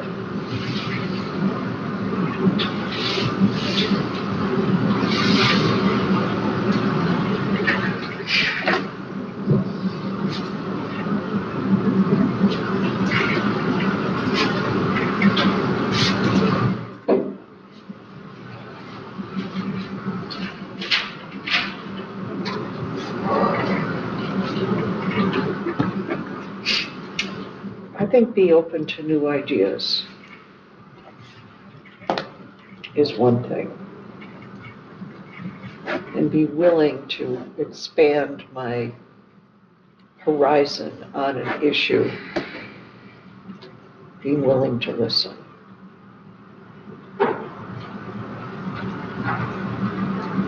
And have patience. I think, and you said it, Alan, we oftentimes don't agree on everything, but very seldom do we have a 4-3 vote. And very, very seldom do we not come to agreement where we accept it. I think as one commissioner, I need to know that even when Alan's wrong, he's got the right intention. You think? Boy, that is a mouthful. Well, I think it's important that even when Alan's wrong, and if Ty ever does anything wrong, this would include him, but that we understand the principles that guide the decisions that our fellow commissioners are using. And if you do that, that leads to that level of respect that we can all leave this room with our heads held high, that we've respected each other and expressed ourselves and done our duty as a board to serve the county. I agree. We have an excellent staff and excellent administrator. I think we need to respect them and listen to them and support them. And there's that support for staff.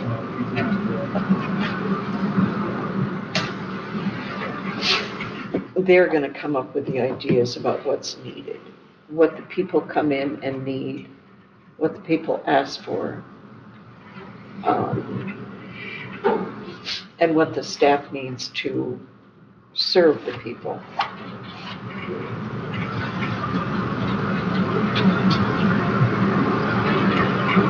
I think for me, it's just, I mean, maybe it's just my role as chair or whatnot, but I think just embodying great discussion without getting stuck in the argument phase of it, I think is important to have the whole board have a healthy discussion on it without just continuing to rehash the same issue. But I think with that too, as a board, I think it's healthy to, or for me, is to praise the staff in the county here, you know, to just build that trust and know that we believe in them to do the day-to-day and to do their job well and to support them in that. So I think if they see the positive attitude out of me, out of each one of us here, it builds a great environment, I think.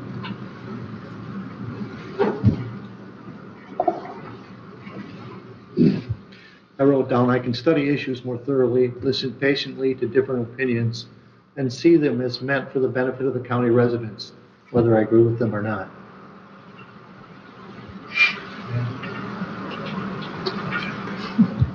Yeah, I love that I heard from, I think in what all of you said, that idea of, even when we disagree, right, understanding there are some common goals, right? You're all in your own way wanting to do what's best for the county and the people that live here. We have different perspectives on that, but we can start from there. That's a great way to find common ground on a lot of things.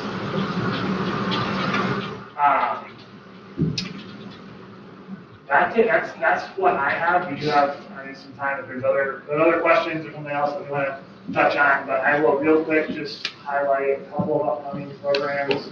I can send links to these in a follow-up email. But Local Government Policy and Practice is a series that we started kind of in our office third Thursdays of the month at noon. So in the office suite that I'm in on campus, which is all people that are connected to Extension, we have the Center for Local Government Finance and Policy, the Center for Economic Analysis, the Institute of Public Utilities, and then some of our extension teams that work in different areas of local government.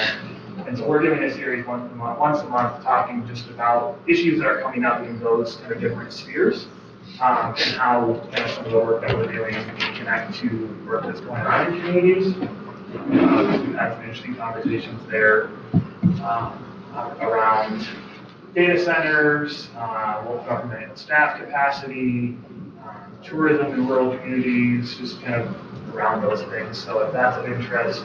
And then in June, we'll be at Kirtland College in Grayling for our county commissioner midterm essentials, we're kind of calling it. That's kind of the follow-up to the, typically during previous years, the 2-year cycles. This would have been a new commissioner school year. Now that we're in 4-year terms, we're kind of doing that with this program that we're doing with Michigan Association of Counties. So there's a couple of things coming out. And I can send this link in the email too, but your feedback is always appreciated. And also just in my own performance reviews down the road. And also helps, as we work to try and improve programs and continue to meet the needs of local units we work with. So I'll leave that up and then say if there's some other questions or something you wanted to talk about today that we didn't get to. Yeah. You're way too young to be a senior specialist, so I'm not sure I'll go with that. Would you believe that I've been with Extension more than 10 years? That'd be a tough one. Just more than 10 years. That'd be a tough one. 10 years last month, yeah. Does anybody have any follow-up questions here? If not, I'll turn it over to some of the public. Yeah, please. I see You got one public that has a question for Eric. I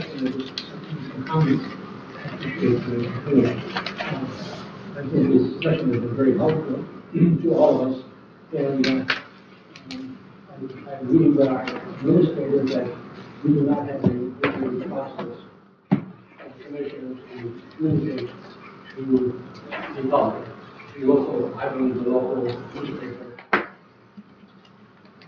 is unable to properly inform as all the information that is here from the people. Mr. Commissioner Campbell has issued a monthly report. He's sworn everywhere on things that are happening in the commission.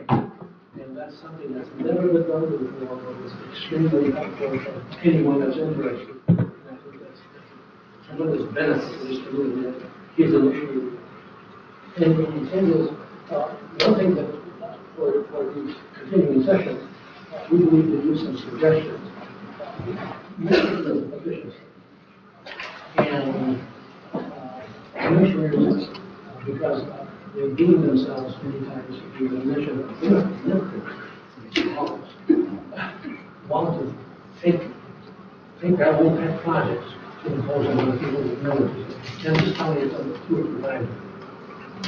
The people do not petition. These commissioners self-initiating the petition. Notice that people didn't know they had a problem. The commissioners knew they had a problem. The efficacy here is important. I noticed an absence of discussion on how do commissions and local township mayors recover from mistakes, big, multi-million-dollar mistakes. How do we recover from that? How do they communicate with them? That's absent here. And yet, this commission, this commission over here is like really multi-million mistakes. One of these 5 years, sure, for 5 years, destroyed the finance department. It's totally disabled. Not even doing an audit. We're not prepared to do an audit. And the last thing is, mission statements, everybody is concerned about mission. We believe as you've been to at least 3,500 county commission meetings and council board meetings, we believe that the mission statement must focus on the basic law, which is 46.1, MCL 46.1. To divert from that and try to be involved in all kinds of other things that are allowed by enabling us to exercise the futility of government. This county here is not allowed this stuff. We get involved in stuff that's important and not come forward before it's important. So we want to, I think there should be a discussion by your organization to alert commissioners and even township board members when you have meetings that they are not commissioned and Thank you. Anybody else have any questions for Eric? Thursday, meetings, are those recorded? Are they available? Yeah, they are recorded. We don't have them posted on the website yet. So far we've been sending them out to people who are registered. We are going to get them up on the website. So the ones from January, February, March will be up there. Hopefully we're going to have this up. I love that. Send that list, or send it to all the commissioners in the state. Good luck with that. Any follow-up questions here?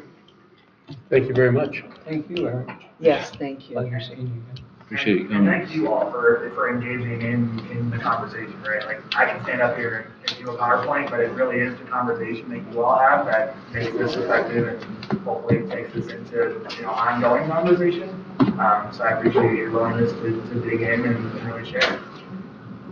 Perfect. Thank you. Thank you. Yeah, if there's somehow we can get that PowerPoint, you can get it to Lauren, or if you want to send it out or something, or we can all get it, that'd be great. So appreciate you making the drive to come up here.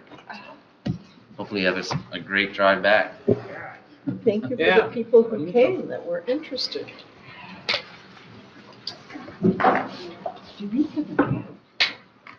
Do I have a cat? In your house? No. Okay. Okay, now that's an unusual question. Well, no, because it's so, all my stuff is Vern, thanks for allergies, I coming. swear I'm not